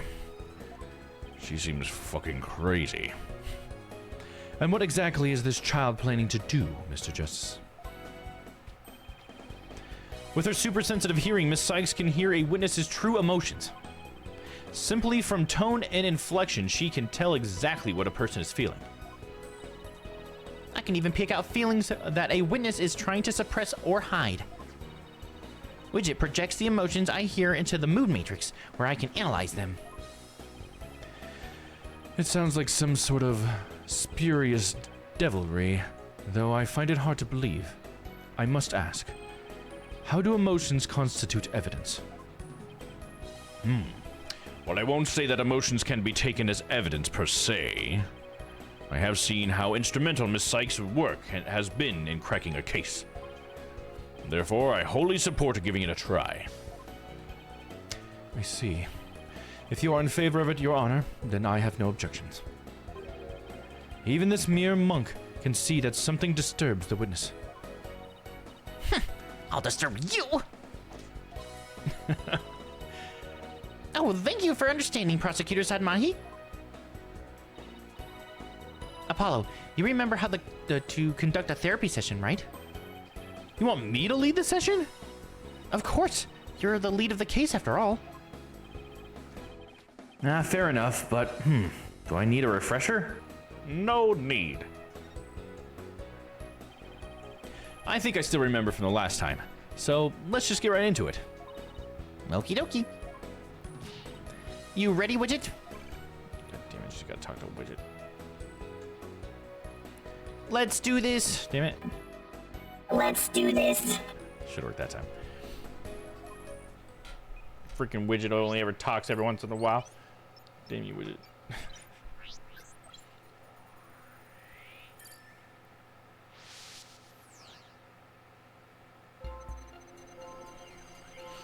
Alright, I guess Trucy is the one who killed Mr. Rias, and she's very sad about that. Even she could move a body with that lift. Look at Trucy being all evil in that picture. How dare you draw that? I was on stage at the time. But that terrible mistake.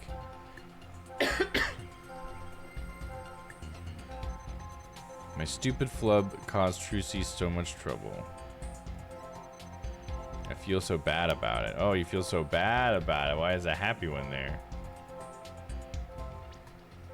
Oh, I guess I should save first because I'm pretty bad at these, to be honest.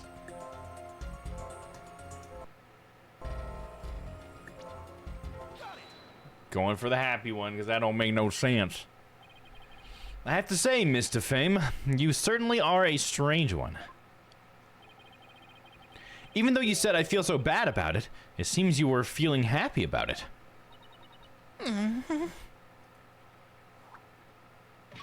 Ouch! I think I can guess why you were feeling happy.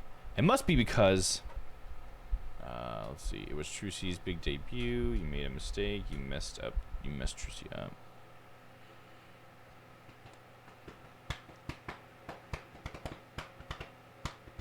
You messed Trucy up. It's gotta be that one, right? Let's save really quick.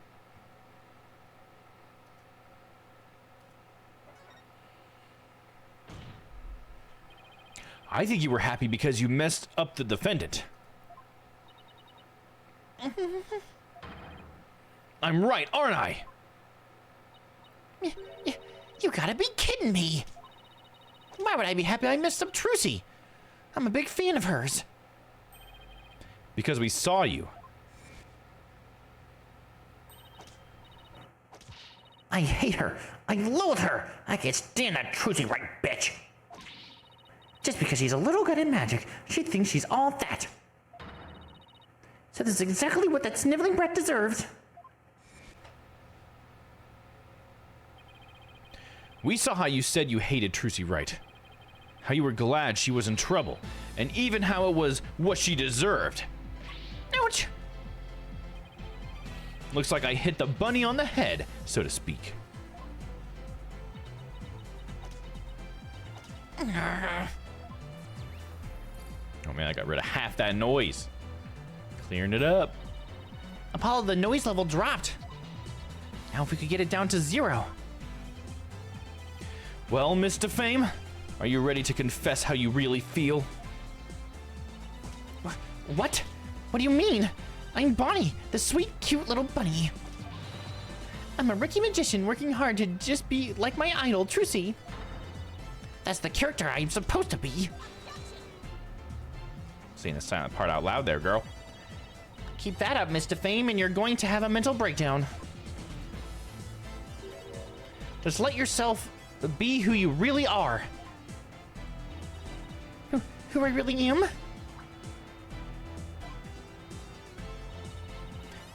The two sides of you are fighting each other and doing you psychic harm. I can hear them. Two distinct voices battling inside you. Just shut your pie hole, you know nothing, know-it-all. I mean, you mustn't say things like that, or I might be flustered. Mr. Fame, You look. Sorry. You look. Why did I say that? Mr. Fame, how long do you insist on maintaining this wolf in sheep's clothing act? We can't end this therapy session until you get real with us. So act real. Set the wild beast inside you free. Ouch. Arr. Arr.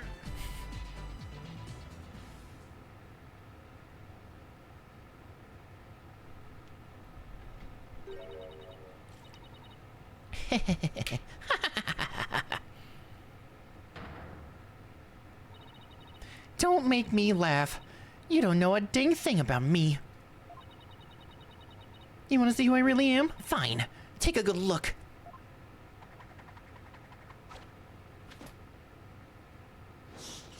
Whoa, it's actually a bat girl. Kick.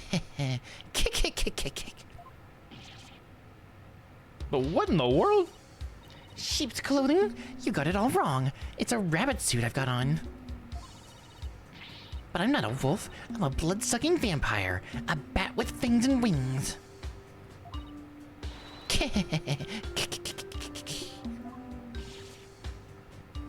Ah! I think we just opened Pandora's box. I think it's supposed to be like kee, like bats, right? Is that what she's going for, like the bat sound? I'm finally done with that goofy two-shoes cottontail act. I feel free as a bat.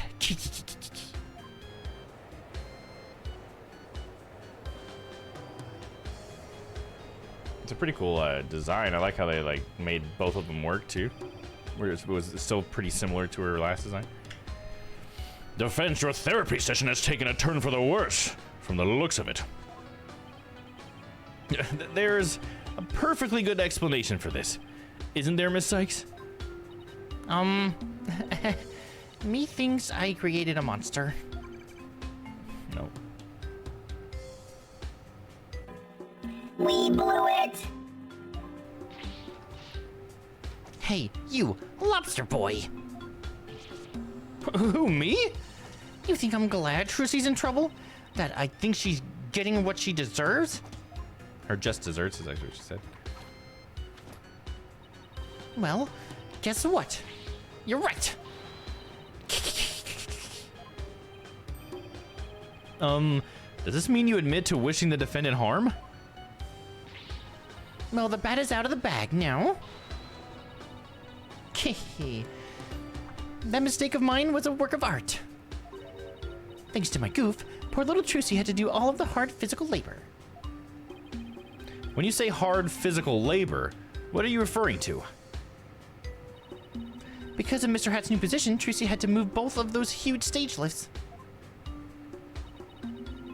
They must have been so heavy. What a riot. That's strange.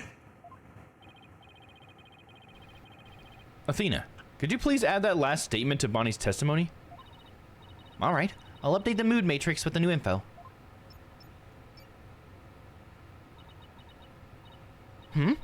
Hey, Apollo. Now there's a new inconsistency in her testimony. Yeah, she finally slipped up.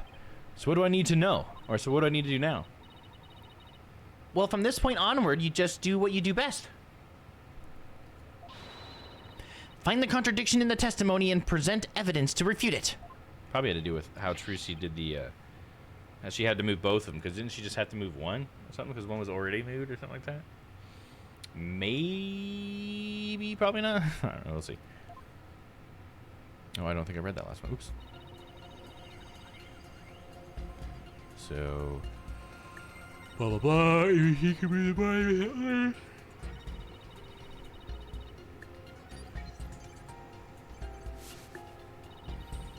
You know what? Serves her right. Thanks to that, she ended up having to move the stage lifts. Let's see. Something about the stage lifts in here, right? Number 2, the stage lift Trucy had to move out of the way during the show since it was already all the way up.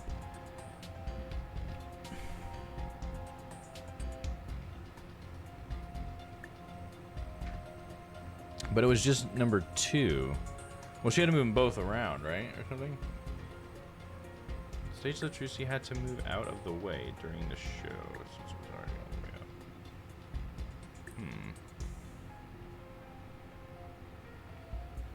up. Has to do something with this stage list, right?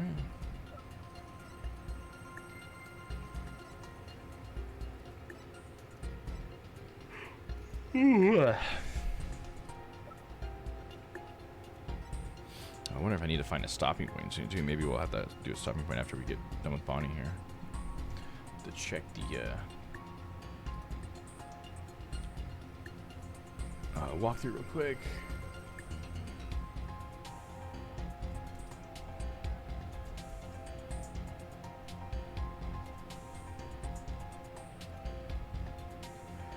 See if I gotta split this one up or if we're almost there. Because if we can finish this one out, we can actually get to see the end.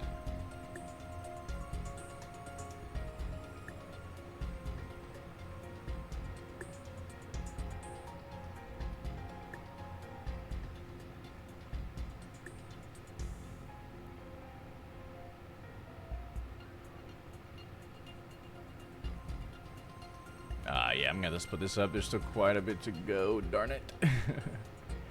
But we're just about at a good stopping point. Cool. So it looks like there's gonna be a clear spot to save. That's good. Alright, so something with this. Okay, this has something to do with stage list. Bonnie messed up Mr. Hatch's position for the escape trick, placing him opposite the script location on the right side. Result. Oh, that's what it is. She never told anyone that she had to move the stage list, so how would Bonnie know that? Unless she, like, I guess had something to do with the one being up already? Yeah. That's gotta be it.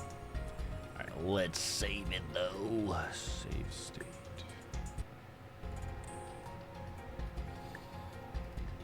Objection!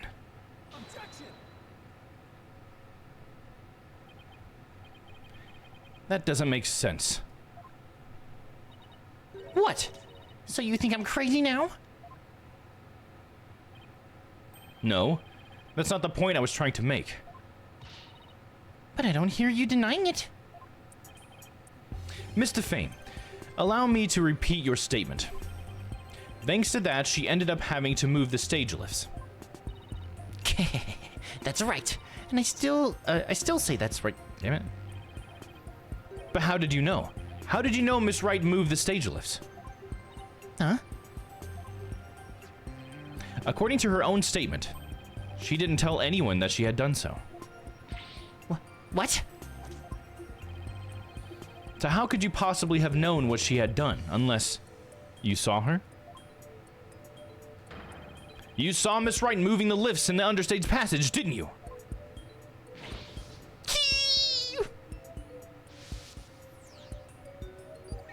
Info updated. That's such a funny picture.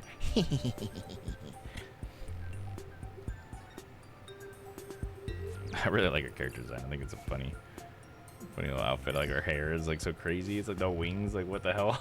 It's so crazy. You did it, Apollo. Noise levels are at 0%. But Mr. Justice, wouldn't that mean? Yes, Your Honor. Mr. Fame herself was under the stage where the victim was killed. And I hardly need to tell the court what that means. You are one artful liar, Miss Defame, and one spectacular suspect.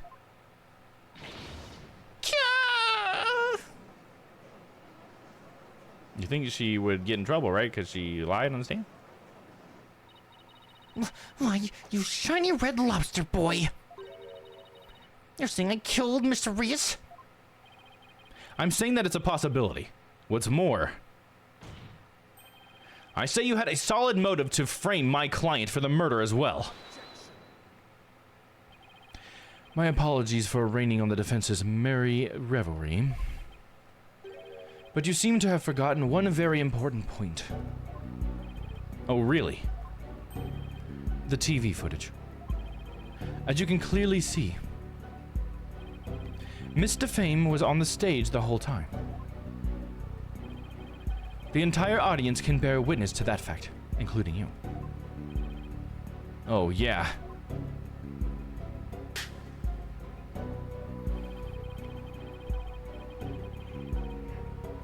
You have just taken a long and senseless journey, only to return to the starting line. The witness could not have been in the understage passage, which means the only one left who could have killed the victim is the accused. Guess the party's over. Ugh. One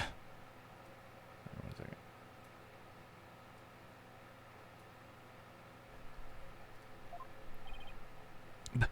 But Mr. Fame knew something she couldn't have known unless she was under the stage. How do you explain that, Prosecutor Sadmati? It's quite simple. The accused must have told Mr. Fame about it, and then forgot. Yeah, okay, dude.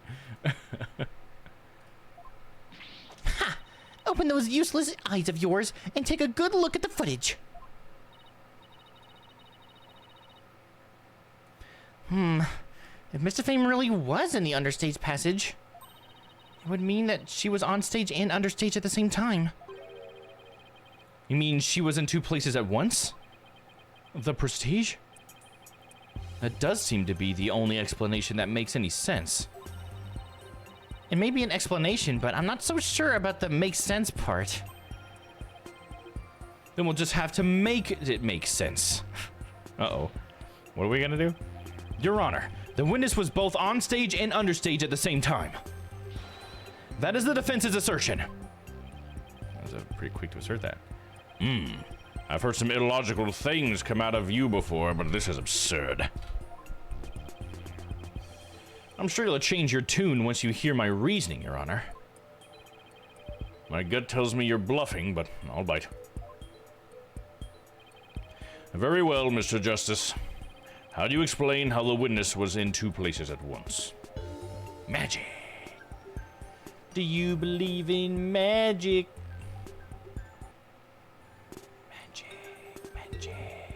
She teleported. There are two Bonnies. The Bonnie on stage was fake.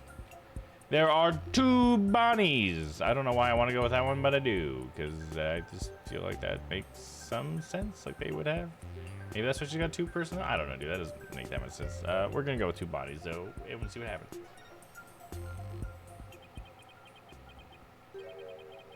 There were two Bonnies, Your Honor. If that were the case, it would all make sense, wouldn't it? There were. Two of them? I suspect you had a few screws loose, but now I see some more are missing altogether.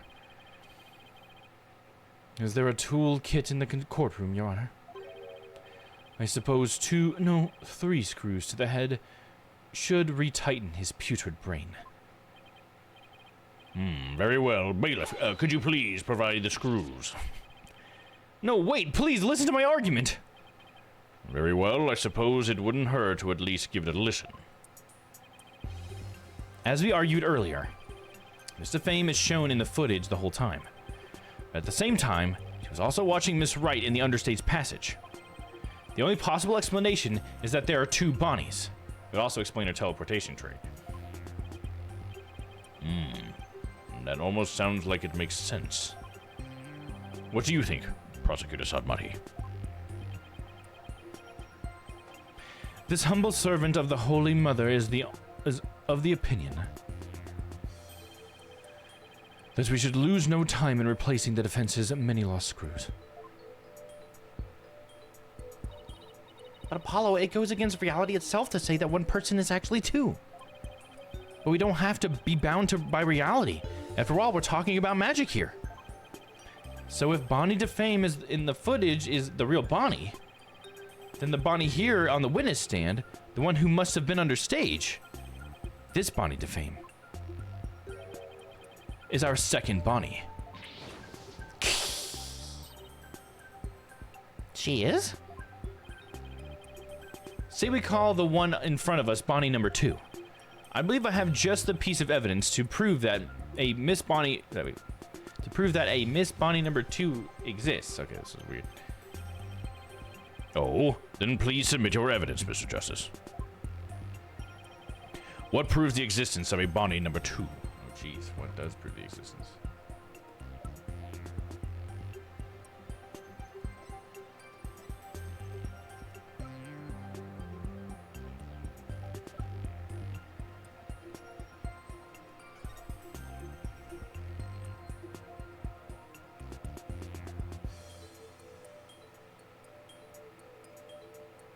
Is it because Bonnie's script says Bonnie's teleportation trick and Trucy's escape trick? It's in her script, but I don't know. The script might even say that, I guess. I don't know. Seems pretty flimsy to me. What proves the existence of a Bonnie number 2? Oh, is it the fingerprints? We had the extra fingerprints? Prints on the top panel. Unknown.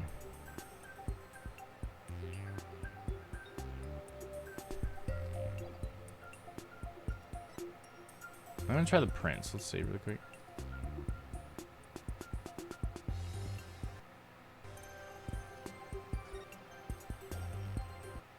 Take that! What's this? During our investigation, we found a set of unknown prints on the coffin on the stage. These prints were most likely left during the course of the show. But they didn't match the prints of any of the people involved in this case. An unknown third party's fingerprints? I was not told of this. I must have kept it from him. So the question is, who could these prints possibly belong to? Dude, she's sweating. Mr. Fame, or should I say, Bonnie number 2. These are your fingerprints, aren't they? Satora. Enough of this foolishness. One person could not possibly be 2. Those fingerprints could have been left not only during the show, but at any time. It's not like you to lose your cool like that, Prosecutor Sadmati.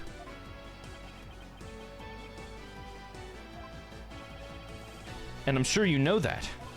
Exactly when the fingerprints were made is not the main issue. Oh shit, I'm sorry. I did not have the fucking story up. My bad, fine. Sorry, anybody who watches the VOD. What do you mean by that, Mr. Justice? The issue is, who do these prints belong to? They're certainly not Bonnie DeFames. But what if they belong to the person standing right in front of us? Oh, you mean Bonnie number 2 is the second Bonnie? Is that what you're implying? There was a second Bonnie. It's preposterous. It's preposterous to suggest that those prints belong to the witness. I say they must belong to some other unknown individual. Prosecutor Sadmati, can you really look at her and still say that? Oh, she looks adorable when she's about to cry. And then she does that. What are you looking at? Take a picture, it'll last longer. How could this be? If we check her prints, I'm sure they'll match the unknown set. Well, Bonnie, the prints that don't belong to the real you. Wait, the prints that don't belong to the real... Yeah, okay. Belong to you, don't they, Bonnie number 2? So is the other Bonnie an actual bunny? Nah, right? I don't know, I guess maybe we'll meet Bonnie number 1 soon? I don't know. Witness, is what the defense has said true? Fine, I admit it. The fingerprints are mine. Then does that mean you aren't Bonnie DeFame? What? Ridiculous.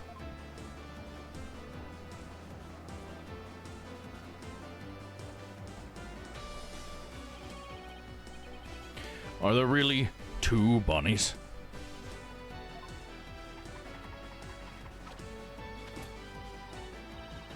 Nope, there's only one Bonnie. That's because... I'm Betty. Betty and Bonnie. Betty DeFame. What? Ladies and gentlemen of the court, it's time for a wondrous magic show. Gasp in amazement as this lagomorphing illusionist performs her teleportation magic. Watch closely, it's showtime.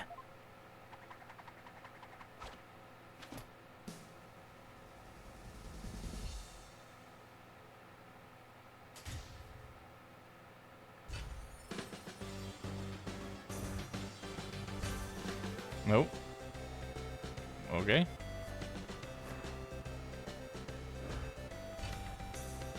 She's a bunny, now she's a bat. This is pretty fun. Oh, they both are here.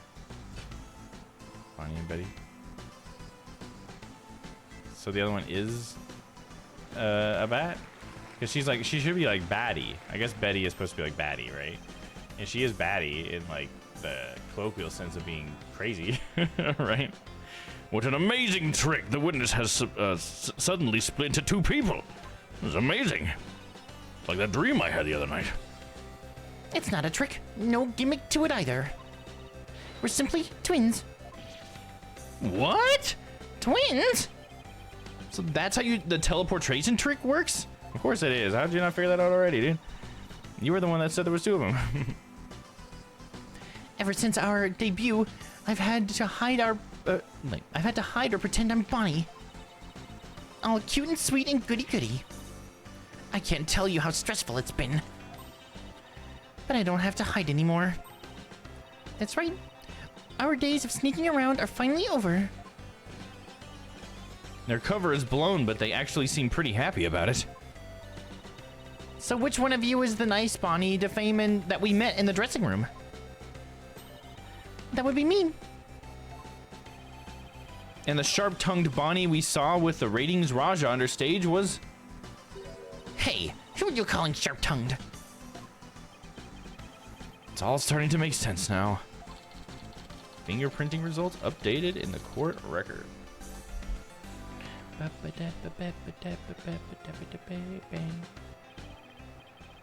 So, Mr. Justice, this changes the facts of the case rather dramatically, doesn't it?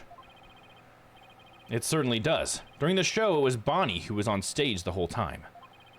So Bonnie couldn't have committed the crime. But Betty, on the other hand, who was under stage, did have the opportunity.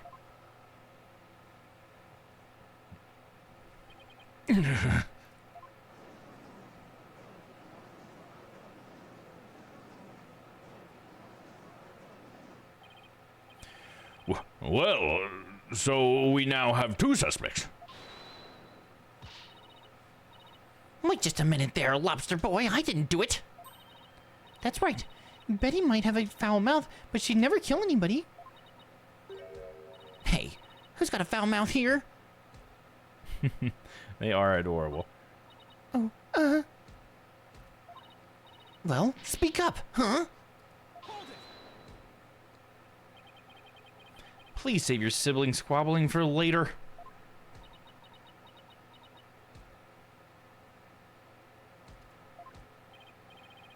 Betty, you must have been in the understage passage during the show.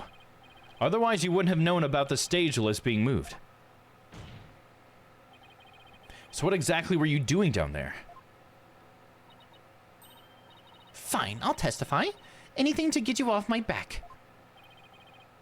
Prosecutor Sadmati, Betty DeFame is ready to testify. What do you say? Betty, you lied to this humble servant of the Holy Mother. Hey, what else could I do? I couldn't blow our cover and ruin our magic act. Besides, I'm going to go to your twilight hell or whatever for being a liar. Wait, besides, am I going to go to your twilight hell for... Okay, yeah. You will indeed. However, it won't be after your death. Rather,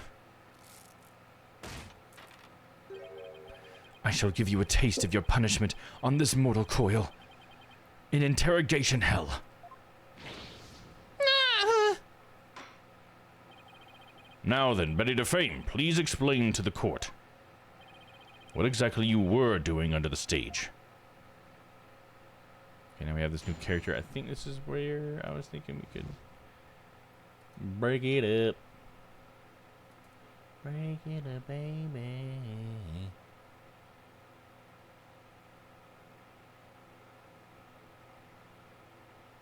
Oh, no, we can go through this, and then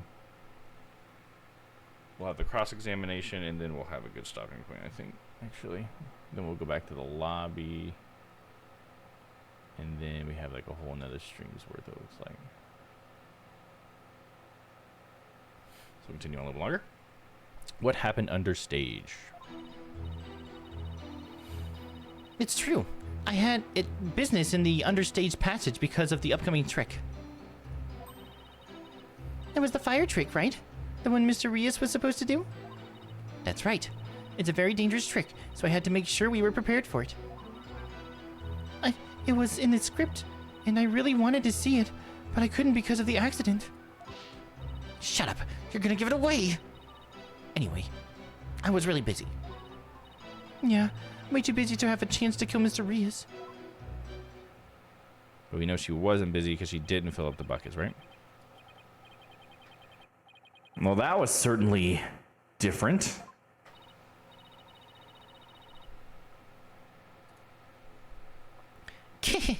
How's that for a flawless testimony and alibi?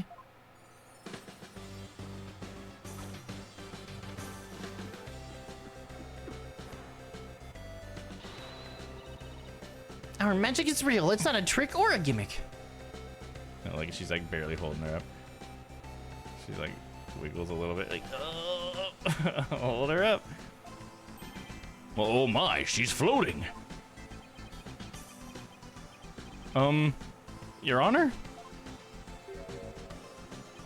You know, I just realized that I may have not even got the fucking Betty reveal. Because was I on my wrong screen? God, I hope not. I hope I didn't miss that. That sucks. That should be in the VOD. It's a great moment. You can see she's being held up from below. You were supposed to pretend you didn't see that. It's a little something called etiquette. But I can't help it. Whenever I see a contradiction or inconsistency, I just have to point it out. Now then, the defense may begin its cross-examination.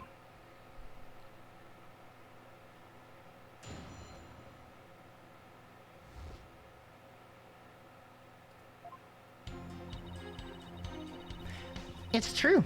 I had business in the understage passage because of the upcoming trick. Oh, I gotta press that, you dummy.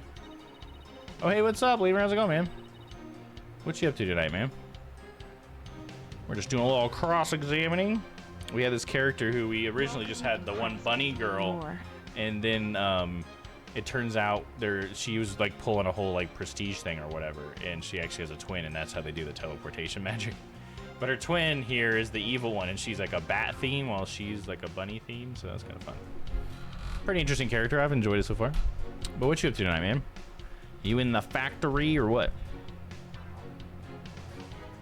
Hold it! If you were in the understage passage, which need I remind you? Why the fuck did I read that? If you were in the understage passage, which need I remind you was the crime scene,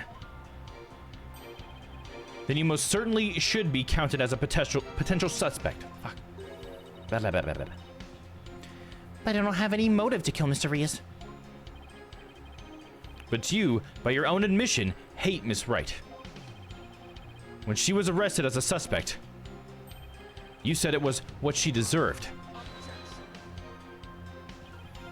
It's funny. Have you gotten on Onyx since you streamed the other day? Yeah, I got on after my stream. I got back on, or I think I actually just stayed on the whole time. I just went and like got something to eat and then came back and then got back on. And it's like I should have streamed that part, because then it was a great time because people actually got on that were like doing a lot of fun stuff, you know. 'Cause I think that's when Yeah, then I got in with Bill and Skylar and stuff, I think. Is that night? I can't remember. It was a great time, though. Damn. Yeah, dude. It's like if I'm going to stream it, it's going to have to be, like, later at night because, dude, there's, like, nobody around during the day. I was even watching Heads Up LOL. He plays Mo. I don't know if you're familiar with him, but... And he was playing yesterday early in the day, and he was having, like, the same issue where it was just, like, he was really having to, like, force RP in a way or whatever, you know, like really like search for it, I should say. Not force is not the word, search for it, I should say.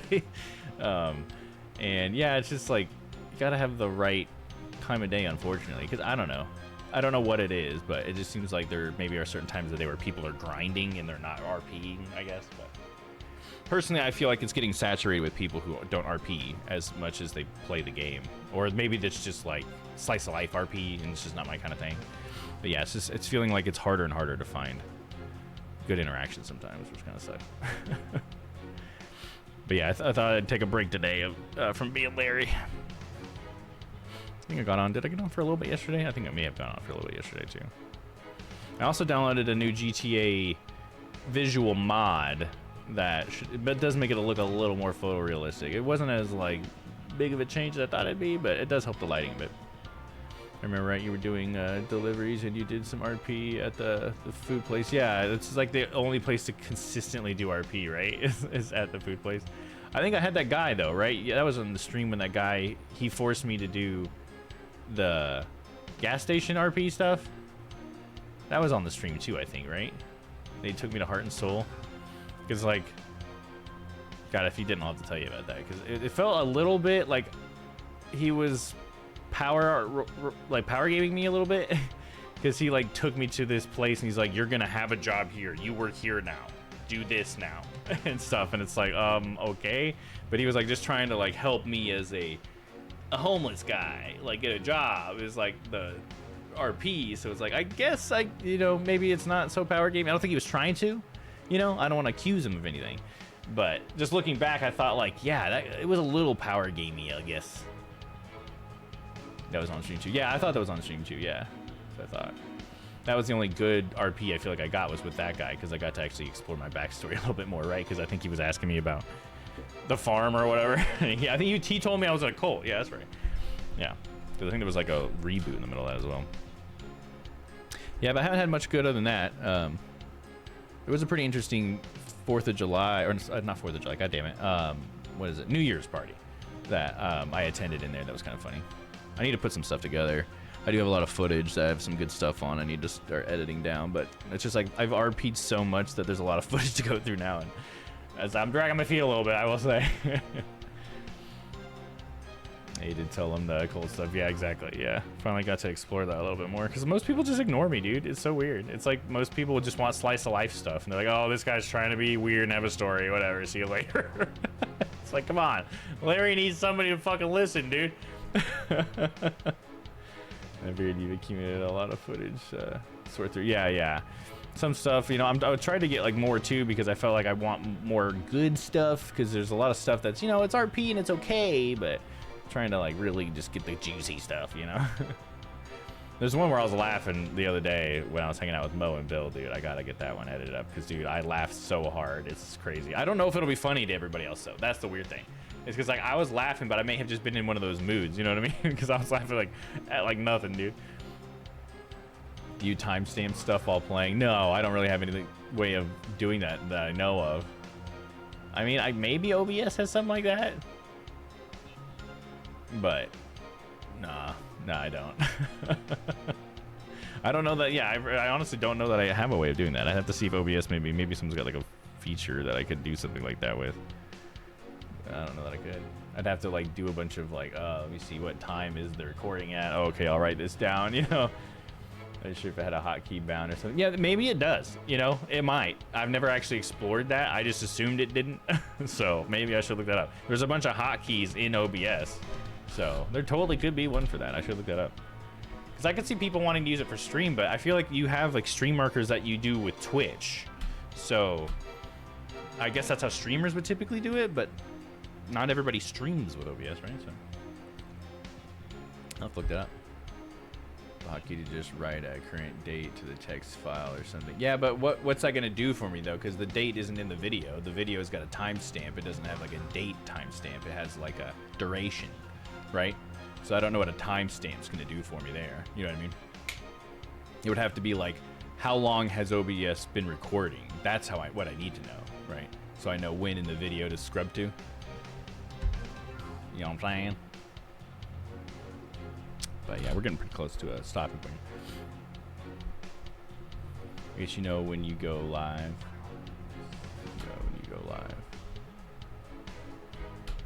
Well, the time. Right, but in that case, if we're talking about streaming, then, because right, I'm talking about just recording, because I record more often than I stream my RP, right? But if we're streaming, then I can just use Twitch markers. Twitch has a thing built in for that, and I have a hotkey for it right here. On my stream deck, so I would just use that if I'm streaming. I don't need to write down the time and like, that just sounds like a super painful, dude. I'm not gonna lie, that sounds so painful. I would still not do that. I'd rather just scrub through it and just try to remember. But yeah, if it's streaming, I can just use stream markers. That's totally a thing. But yeah, because I don't know how OBS would even like save the marker to the stream. I would just have to maybe have a way of reading OBS's API or whatever, getting the current duration, and maybe I could print that to a text file with a hotkey. I bet I could get, you know, it's open broadcast software. I bet I could get something rigged up that could do that. You know?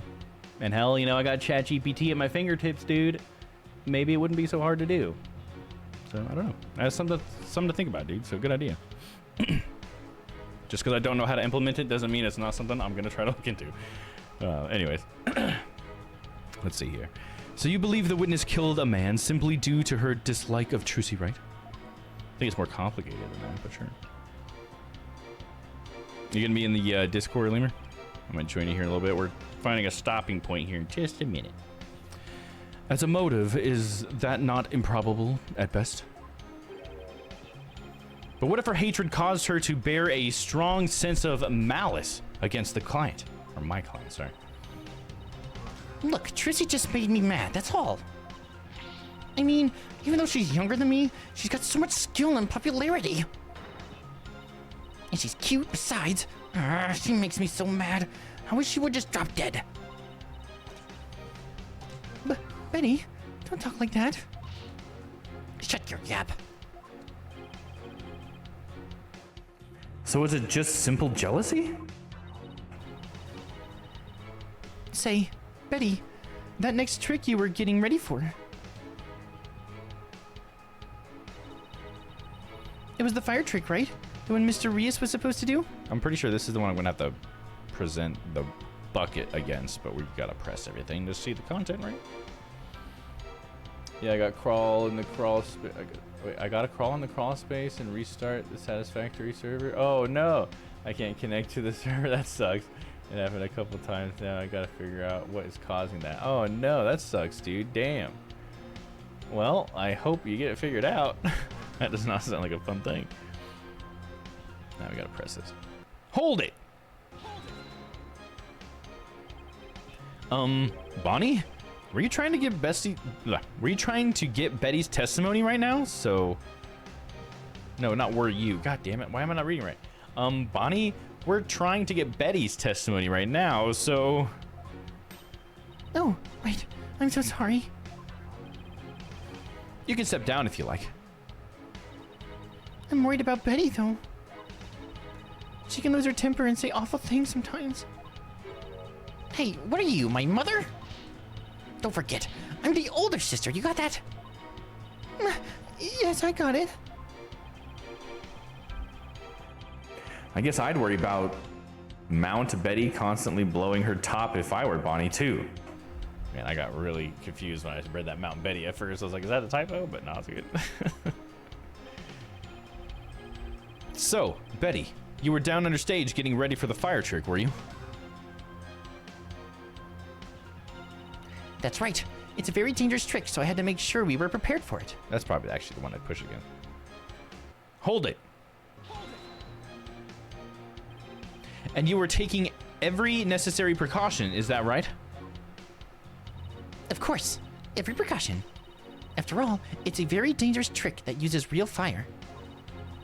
I mean, we had to be ready in case the curtain caught fire or something, right? By the time people realize it wasn't a part of the act, it might be too late. Yeah, just like the fucking murder. If by people you mean Athena Sykes, then yes. Wow, a fire trick. That sounds really impressive. Your beard would go up in smoke, old man. I bet people'd mistake you for a cue ball or something without it. A cue ball? Betty, don't be rude to the judge. Betty, you know that fire trick? It was in the it was in the script, and I really wanted to see it, but I couldn't because of the accident. Hold it. Hold it. I see the fire trick was a part of the script. It seems Mr. Rios was scheduled to perform it later in the show. Did you not get to see him practice it beforehand? No. During rehearsal, he said he didn't feel well, so he couldn't breathe any fire for me. Wait, let me get this straight. He couldn't breathe fire because he wasn't feeling well? My magic powers appear to be on the wane today. That's what he said.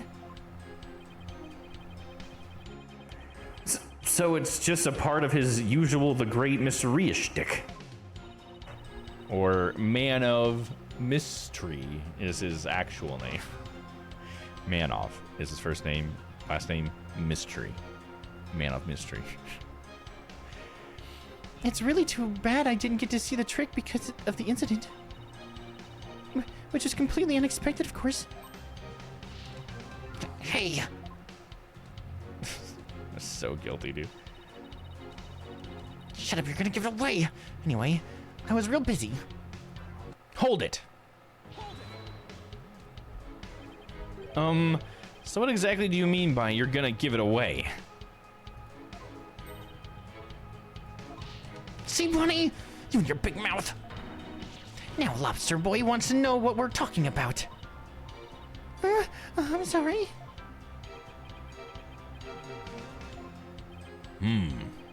Yes, well, if you were preparing for the next magic trick, I'm sure you wouldn't have had time to commit murder. Wow, looks like the old geezer isn't senile just yet, huh? I bet you'll live a good long life. I plan to be sitting up here at least another 10 years. 10 more years? I don't know about that. What did we discuss about the inner monologues, Athena? Well, but more power to you, I guess. In any case, I was so busy I didn't have time to off anybody. Yeah, way too busy to have the chance to kill Mr. Rios. Hold it! Are you just trying to cover for Betty? No, of course not. I believe in my sister. I know she'd never murder anyone. But you think my client would? No, I believe in Trucy too. I know she'd never murder anyone either. Well, we just ran out of suspects in that case. Yes, but... See? You should have just kept your mouth shut, dummy. You're just making a fool of yourself. Just be nice and quiet like a good little bunny, got it? Alright. I guess I'm no help. Oh boy. It's impossible to get anything out of Bonnie with Betty right there. So Betty was too busy getting ready for the next trick to have time for murder, huh? There must have been some way to prove that wasn't the case. Yeah, there is some way to prove that, and that's the empty bucket she never filled up. You filthy liar.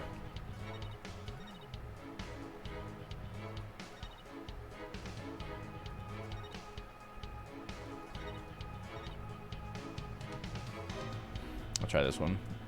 They're talking about being prepared for the trick. Save state. Then we're going to present the bucket. Objection! I hate to break this to you, Betty, but there's a big flaw in your testimony. As big as the one in that floating trick you did earlier. Oh, harsh words. Well, let me tell you something, forehead boy. No one has ever figured out how we do our teleportation trick. No one except me, you mean? Well, you have even better tricks up our sleeves. Huh? We do? I told you to keep it zipped. Now, don't fight, you two. Mr. Justice, what's this about a flaw in the testimony? The script has this to say about the fire trick. This will be dangerous. Make sure the fire bucket is ready. However, we found the fire bucket lying empty backstage, except for a layer of dust.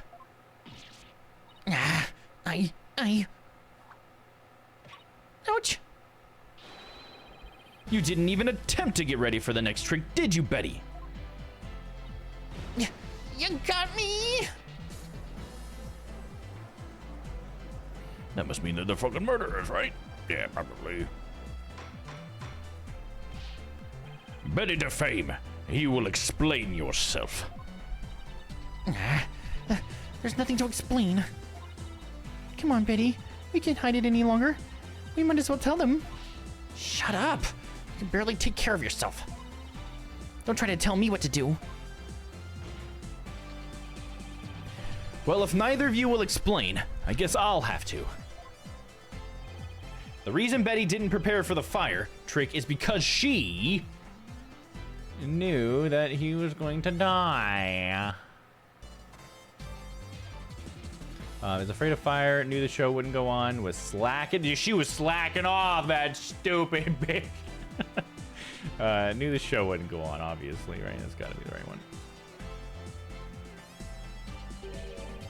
You didn't prepare for the fire trick because you knew, didn't you? Damn it. Expecting something else. You knew that the body would be found and that the show would be canceled.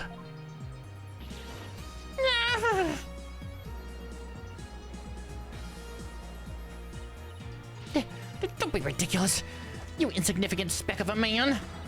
I'm gonna yank those lame bangs off of yours. Wait, she's just gonna... Yours off. Jeez, okay. I'm going to yank those lame bangs of yours off. Is that what you want, huh? Whatever. They can grow back. Now stop stalling and just tell us the truth already. I can't reveal my secrets. I'm a magician. Man, yeah, fucking... this guy has not said very much at all compared to other prosecutors, dude. You have been chasing the shadow of an illusory culprit, defense, and have chanced upon a convenient target. You have let yourself get carried away.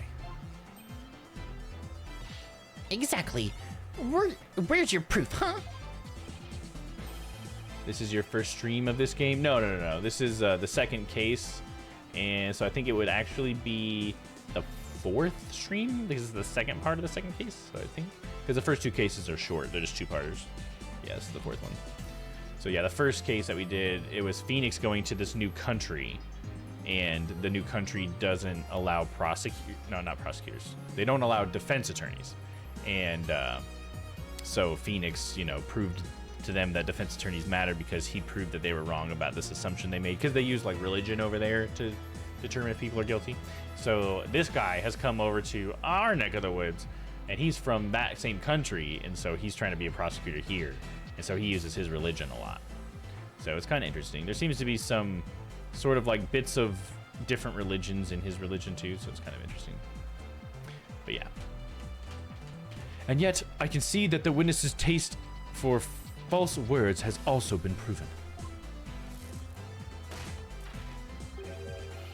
I advise you to confine your deceitful trickery to your magic act, witness.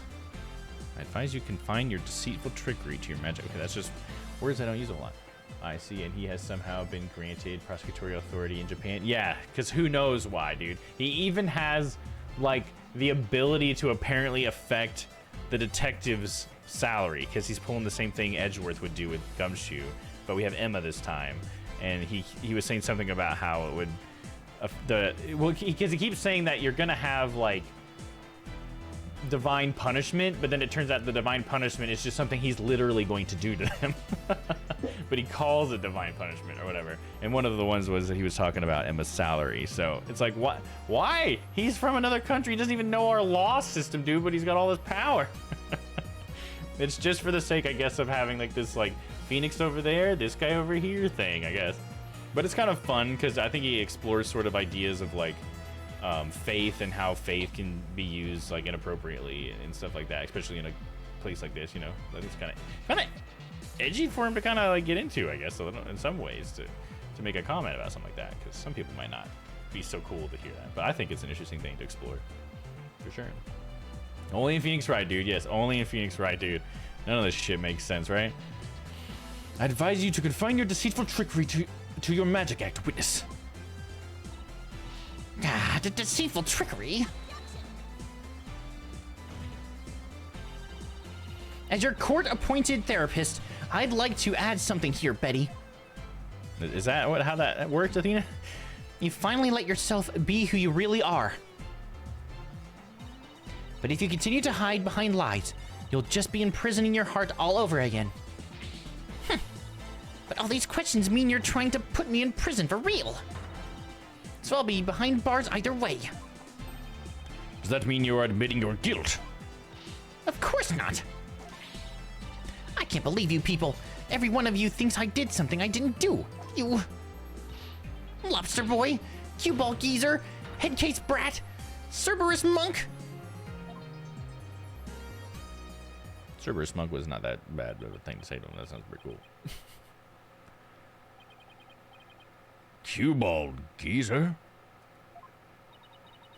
Headcase Brat? Really? Betty, calm down. Come on now. Deep breaths. Deep breaths.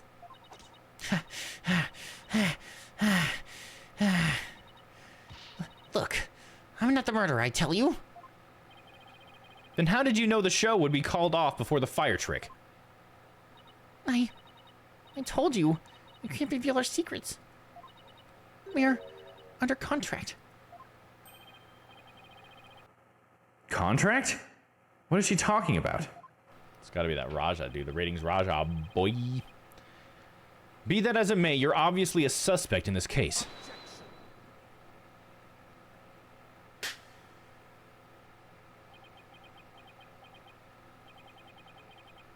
I'm beginning to see the karmic threads that make up the intricate tapestry that is this case. Huh? Allow me to summarize your assertions, defense. First, that the victim was killed in the understage passage. And second, that the witness and the accused are the only two who could have done it. Exactly. What's more, Betty knew that the body would be found, and that the magic show would then be called off. Therefore, it's reasonable to conclude that Betty killed the victim understage. But what if Betty knew that the show would be called off for some other reason? It's like, and what about a million other things that we could have said about your argument earlier, dude? Like what? In the course of my investigation, I found it strange that the dragon set piece fell when it did. That, in conjunction with the body tumbling from the coffin in such a dramatic fashion, all seemed too perfect for mere happenstance. Oh yeah, this guy does Naruto hand signals too, which is pretty fun. It was as though the entire chain of events had been planned out in advance.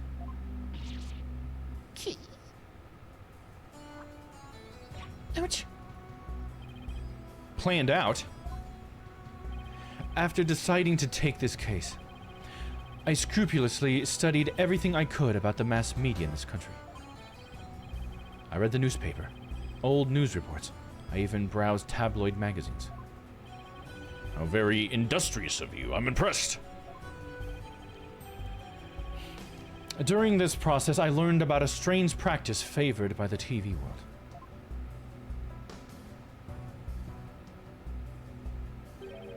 A practice called the hidden camera prank. Betty and Bonnie, you knew about this, did you not? About the dead body appearing, the set piece falling, the show being suspended. You two were informed of this plan.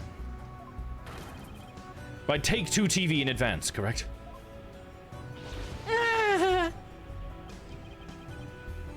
Is that true? Betty, please, just tell them now. I can't hold it in anymore. Dang it, fine. You got us. Everything the prosecutor said is true. The TV station paid us to cooperate with them in this plan. It was all a prank, a big setup planned out in advance. Mr. Rios showing up dead in the coffin. The set piece falling down. Wait, someone being dead was a part of a prank? What the fuck? And you're just cool with that? It was all completely scripted. Means first degree, that's what I'm hearing. Know what I'm saying? Huh? Aiding and abetting? It was a prank? A prank? Bonnie, is this really true? Yes, Mr. Rios was supposed to pretend to be dead. That's how it was supposed to go. Supposed to pretend to be dead? What, you're trying to play a prank on Trucy here the whole time? What the fuck? But I thought his whole thing was he was going to reveal all the secrets of Troop Grammary. What the fuck? Was playing dead a part of that? So he was in on it too.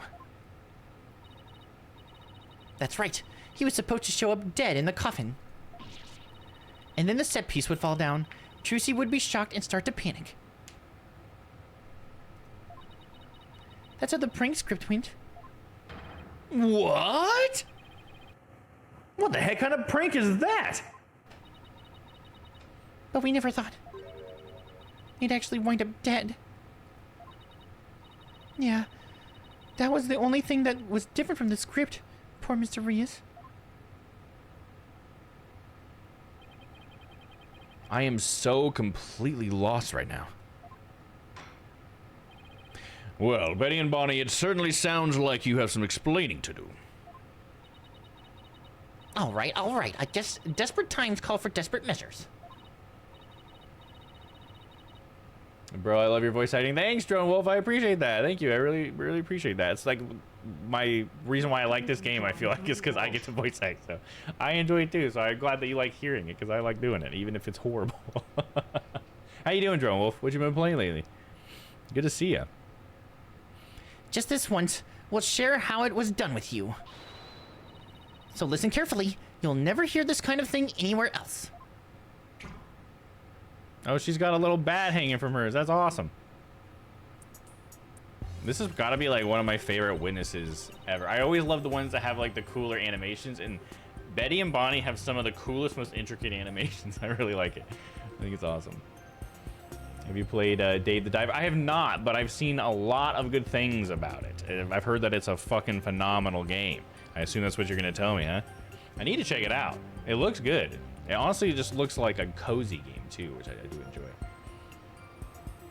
And so, like, what kind of game is it? It's like a survival game, or like is there like crafting involved or something? Is it exploration, or it's chill? Yeah, it looked pretty chill. Yeah, for sure. Definitely seems like something I'd like. No. Okay, what kind of? Would you be able to compare it to anything? Any mechanics that are like similar to other games or something? Because I've only seen like the graphics and stuff, and I really like the the retro-y pixely graphics, so that's one thing that gets me. And then it looked pretty chill, but I couldn't. Sometimes it's hard to tell exactly how games are supposed to work from trailers anymore, So your diver getting fish for your sushi bar. Oh, cool! I didn't realize there's a sushi bar there. That's cool. It's a little like diner dash too. Oh, huh! I had no idea.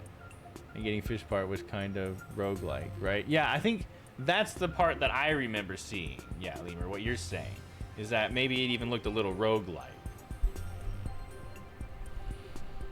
Because I think the parts I've seen are the people getting the fish, I guess. So that's cool that there's a diner dash part of it, because I actually have really enjoyed games like that. I don't play them all that often, but I have really enjoyed like Diner Dash, for example. Or we played some like itch.io games that were like that before in the past.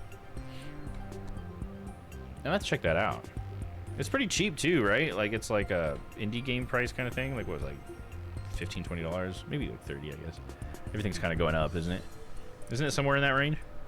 I really should just pick it up, dude. It's not really that expensive. Oh, another thing I picked up recently too that I've been wanting to stream, I haven't got around to it yet, is the new Sherlock Holmes game.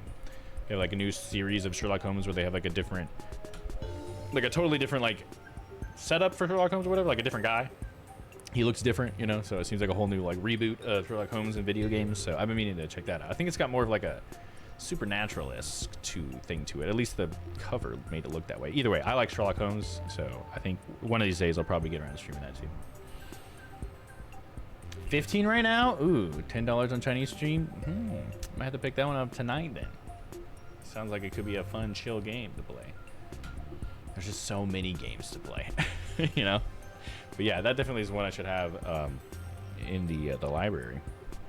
So I guess that's what you've been playing lately then, Drone? Hell yeah. Let's see, where were we at? Okay, After our teleportation trick, I went down under stage. When Mr. Rios' body appeared from the coffin on stage. Oh, this is Bonnie again. Damn it. Their names are so similar. It was time for Betty to do her job in the understage passage. That's right. I used the remote control for the winch connected to the dragon set piece.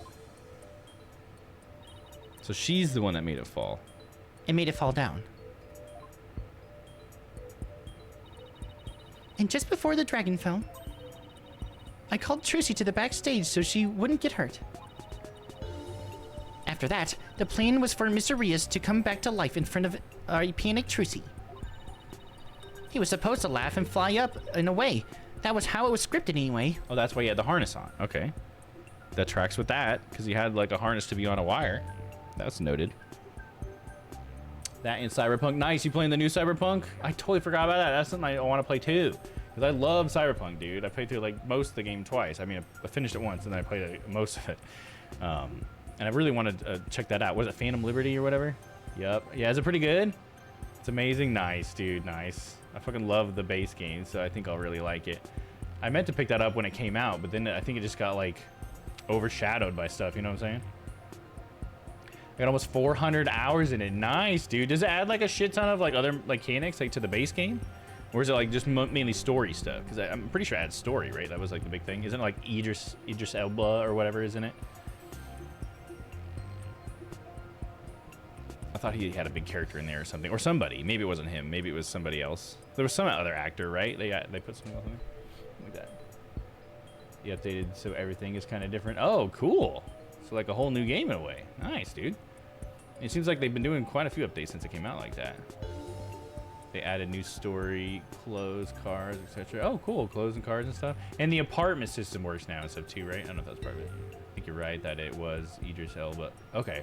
So yeah, that's what I thought, but I couldn't remember because I think there's like a female actress that's also maybe in there. I've seen maybe, or maybe that's just people's version of V. I forget you can be a female V. I was a male V, so sometimes I forget you can be a female. So maybe that's all that was.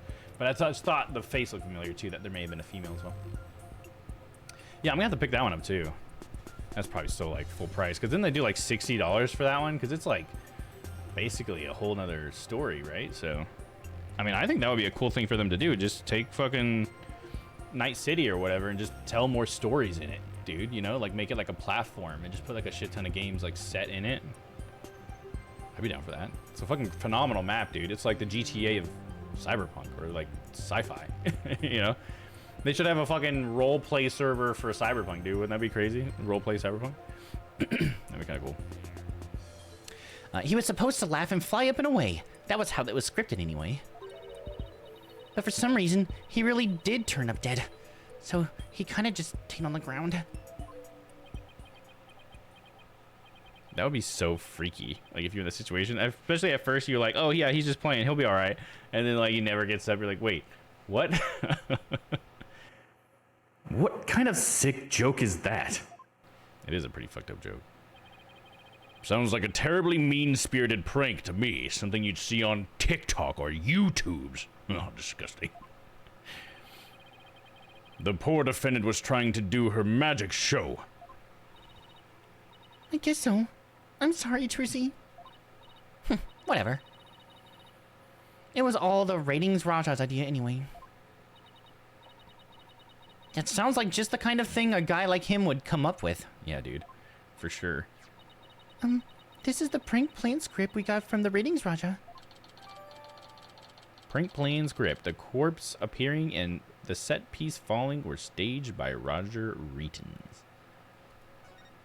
That son of a bitch. Dang it, you made us break our contract. Now we won't get paid. But where does this all leave us? Who killed the victim, and when? Yes, exactly. Those are the key questions.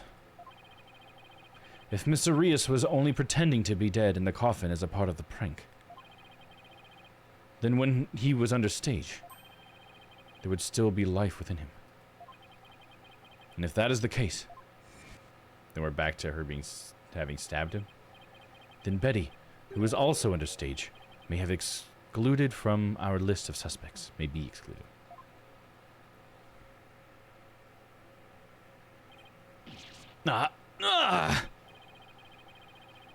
Witness, was the victim alive up until he entered the coffin? Oh, well, now that we've spilled the beans, we might as well show you this video. Oh, did she record part of it, right? Because it would make sense they would have behind-the-scenes stuff for the viewers. Yeah, here we go. Let me see. I'll use the TV filter here. Greetings, viewers. It is I, the great Mr. Reese. We are currently in the middle of Trucy's escape trick. Having snuck through the understage passages undetected, I am now hiding backstage. Preparing to play a little prank on Trucy. I'm about to hide in the coffin, which Trucy will stab with her rubber sword. And when the coffin opens, ho-ho! I will be in it, acting as though I've met my maker. Can you imagine the look on Trucy's face then? Ho-ho-ho! I can barely wait.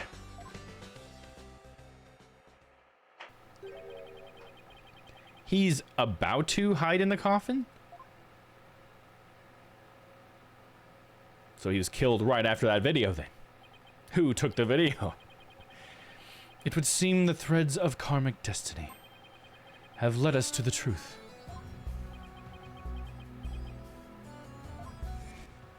So he's just trying to get Trucy on manslaughter now, right? Because it's like they can't say that Trucy did this in the first degree anymore. Like that wouldn't make any sense. Like I think with all this evidence that we have now, she would at least like the prosecution is just hoping to get manslaughter at this point, I guess. if they really want her to be guilty. The victim passed through the understage, where Betty Defame was, and came into the backstage area. We know this because Mr. Rios appeared to be backstage when he shot the video we saw.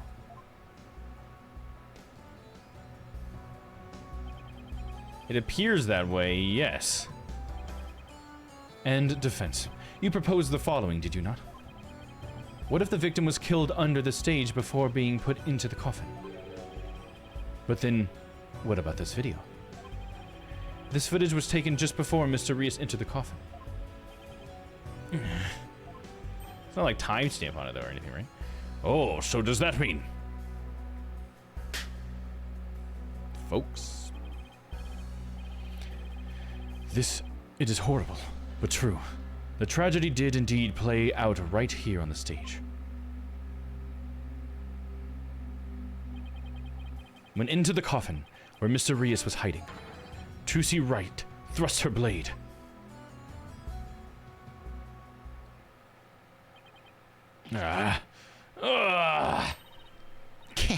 See? Told you so. So are you saying the incident was a tragic accident that happened during a prank?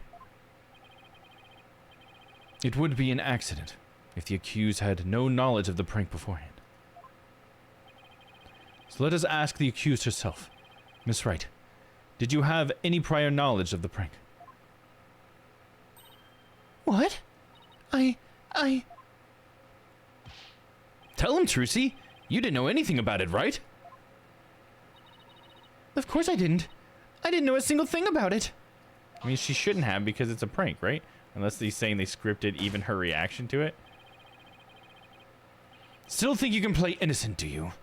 In that case, you leave me little choice but to present this piece of evidence. Is that another forged signature thing from Trucy or something? It looks like some sort of note.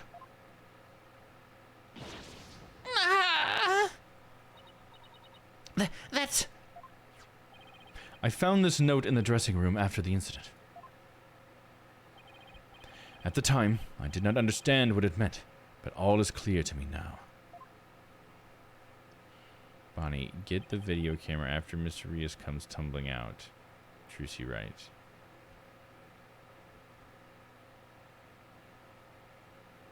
What's this?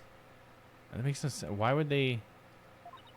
I guess it's not like pranks haven't been completely staged before. I guess that is honestly somewhat believable. that could be something that they tried to do. You know, not that is what happened. Let's see, it says, get the video camera after Mr. Rios comes tumbling out. It is a note signed by the accused, instructing Bonnie to collect Mr. Rios' video camera from him, it seems.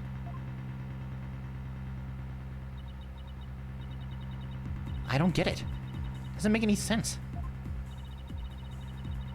I found it in the dressing room before the show. But when I saw it, I realized that Trucy knew about the prank. It does bear her signature, I'll give you that much. Is this when we show the clipboard and be like, yeah, but somebody could have tricked Trucy into writing that because they already did it one time? So the defendant had prior knowledge of the prank. It would appear so, yes. When she learned about the plan to trick her, she decided to use it to her own advantage. So she thrust the steel sword into the coffin, where the victim stood chuckling to himself. Is that not what happened, Miss Wright? Of course not! And I didn't write or sign that note. But the handwriting matches yours. All of the evidence and testimony points to you being the culprit. But I didn't do it. It wasn't me. Then explain the existence of this note. You can do that, can you not? I can't explain it. I didn't write it, so I don't understand. I didn't kill Mr. Rios. You have to believe me.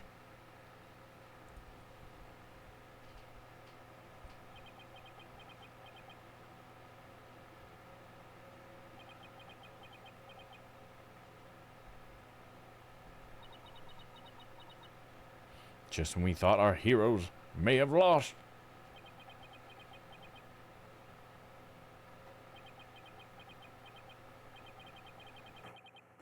The silence is deafening. Continue struggling against the threads of your own karma if you wish, accused. Even as you are inescapably caught in the web of fate you've spun for yourself. Why didn't it just show his name there? Miss Wright. It is time to resign yourself to your fate. No, I didn't do it. Ha! I knew it! That sweet-looking girl? A murderer? She took all of us in with that act of hers. I told you, I knew he was a homicidal... But I didn't do it. I really didn't. Why doesn't anyone believe in me? Shut up, you killer! We won't fall for your act anymore.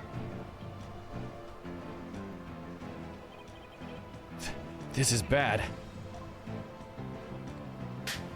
Folks.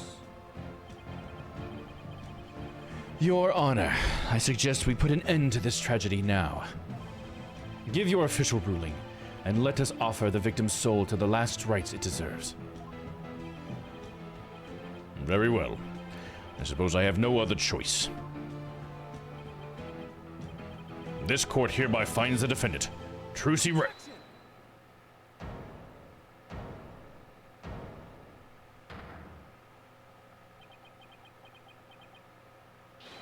The defense has an objection. Apollo.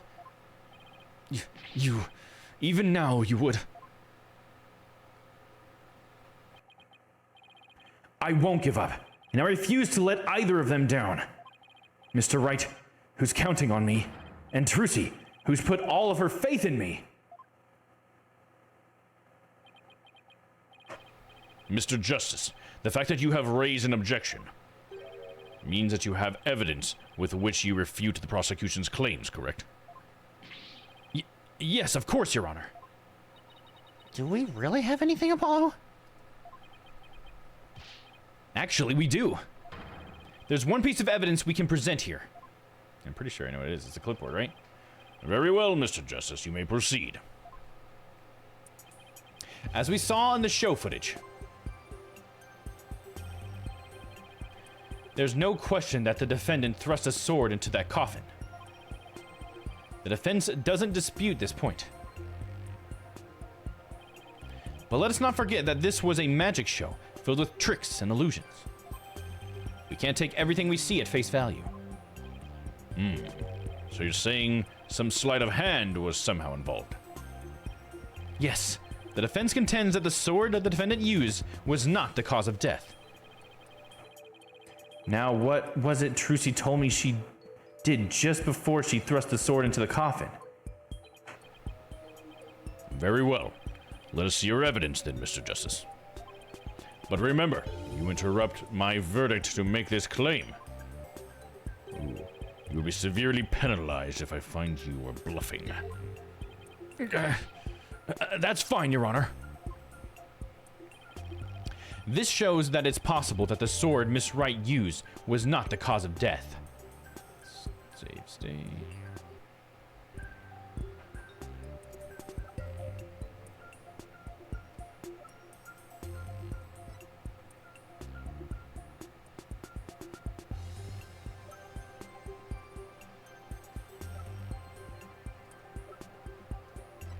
I guess it's the fact it's the picture, right? Because his back has the hole in it, and if he was standing in a coffin, he would have been sideways. She stabbed it through the side, right? That's got to be what it is, right? That's what we're talking about. I saved, so we're good. Gonna do it again because I'm paranoid constantly. There we go. Take that! And how exactly does that prove your point? Oh, it didn't? Damn it. Oh, I should keep going because sometimes it does try to trick you. As I said earlier, Your Honor, you can't take everything at face value. All I was trying to say with this is that it's not the evidence we are looking for. Damn it, okay. So that wasn't it, okay. That was my gut reaction. Okay, so let me read the prompt again. This shows that it's possible that the sword Miss Wright used was not the cause of death. I guess the fact that there was a rubber sword in here, is that maybe what it was? Trucy says she swapped in for the trick. I'll try that one. Take that. What's this? A sword from the show? That's right, Your Honor. This rubber sword was in the sword stand under stage. During the trick, Miss Wright was supposed to swap the real sword for a rubber sword. She told us on record that she remembers very clearly that she did. I see. So the sword the defendant thrust into the coffin was a rubber sword, was it? But then why was a steel sword found lying on the stage?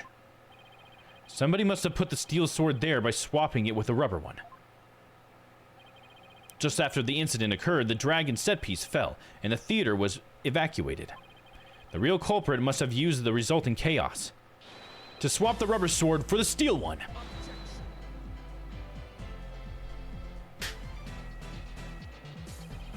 Do you not know when to give up, stink bug? That is not possible. Blood was found in the coffin hole that the sword was thrust into. It must have been left there when the accused withdrew the sword. This is incontrovertible proof that the sword she used was the steel one. But that blood could be the result of someone tampering with the crime scene after the fact. After the set piece fell and the audience was cleared out of the theater. There was plenty of time for somebody to plant that blood there. If the sword the accused used was a rubber one, Then when exactly do you propose the victim was killed? Given that Mr. Rios was alive when he entered that coffin. Finding the answer to that question is precisely why we need to continue this trial.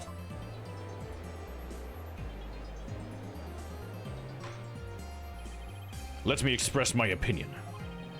By all accounts, it is certainly reasonable to suspect the defendant based on the evidence. But, as to the question of whether the sword the defendant used was rubber or steel, I believe further discussion is warranted.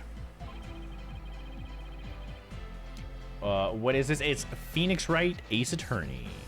It's a game that was on the DS. 52. And welcome in, Texas 52. I suggest we hear from the defendant herself on this issue. Very well, Your Honor. Yes, I saved it, somehow. Too close for comfort, but still. Crime photo updated in the court record. There are traces of blood in one of the coffin's holes. It's possible the blood was placed there after the fact. Yeah, if you're like into, you know, anime games and like visual novels, it's probably my favorite visual novel. I'm not like huge into visual novels, but I do really enjoy Phoenix Wright. This is like the 5th or 6th game of the series. I've been going through them all. Let's adjourn for a brief 15-minute recess. All right, yeah, this is close to where I was going to go and call it for tonight. I advise the prosecution and the defense to use this time to prepare.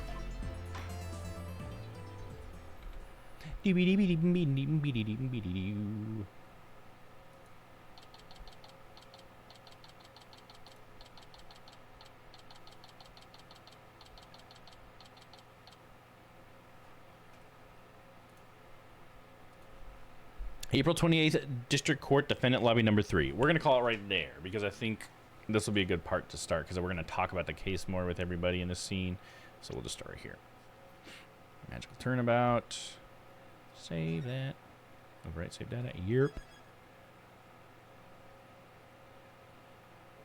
What do you have to do in this game? The game part of it is you going through the story, you'll be presented evidence. So you usually have like an investigation period where you look at the crime scene, you see the body and everything. Here, let me show you a little bit more of that.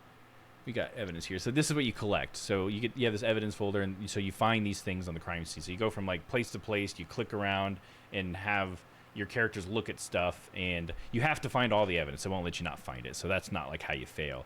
The only way you fail is if you like present the wrong evidence too many times, then you'll have to go back to your last save or whatever. But you know, it's pretty forgiving because it's I would say it's story first, game second, you know.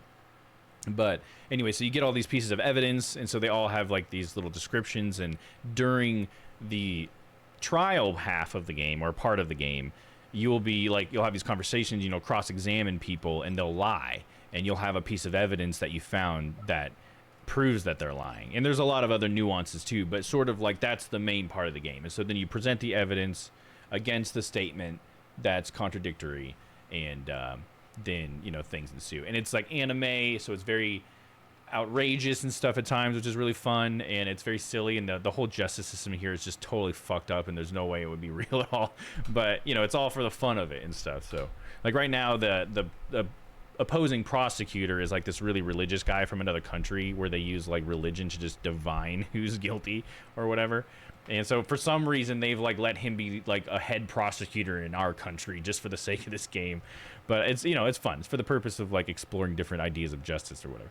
But yeah, it's pretty cool.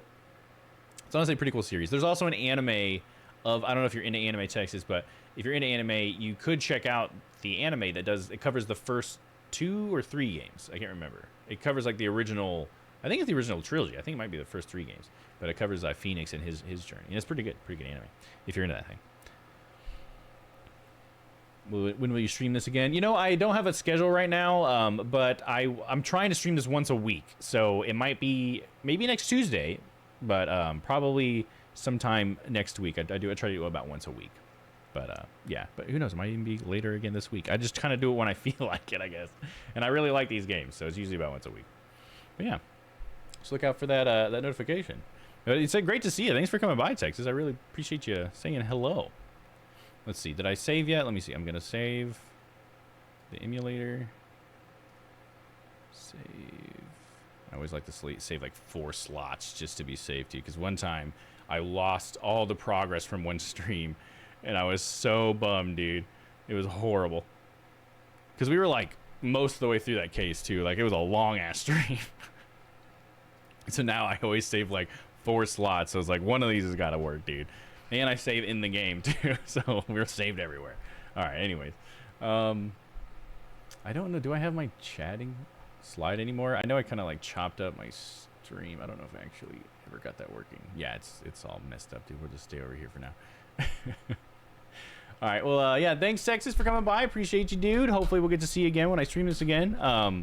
And thanks, Lemur and Drone Wolf, for coming by. Everybody else for being here. Anybody who's lurking, hello. Thank you for coming by. I appreciate Loopy Lou for the raid. I know she went to bed because she's in the UK and it's super late for her, but I appreciate her for the raid. So thank you for that.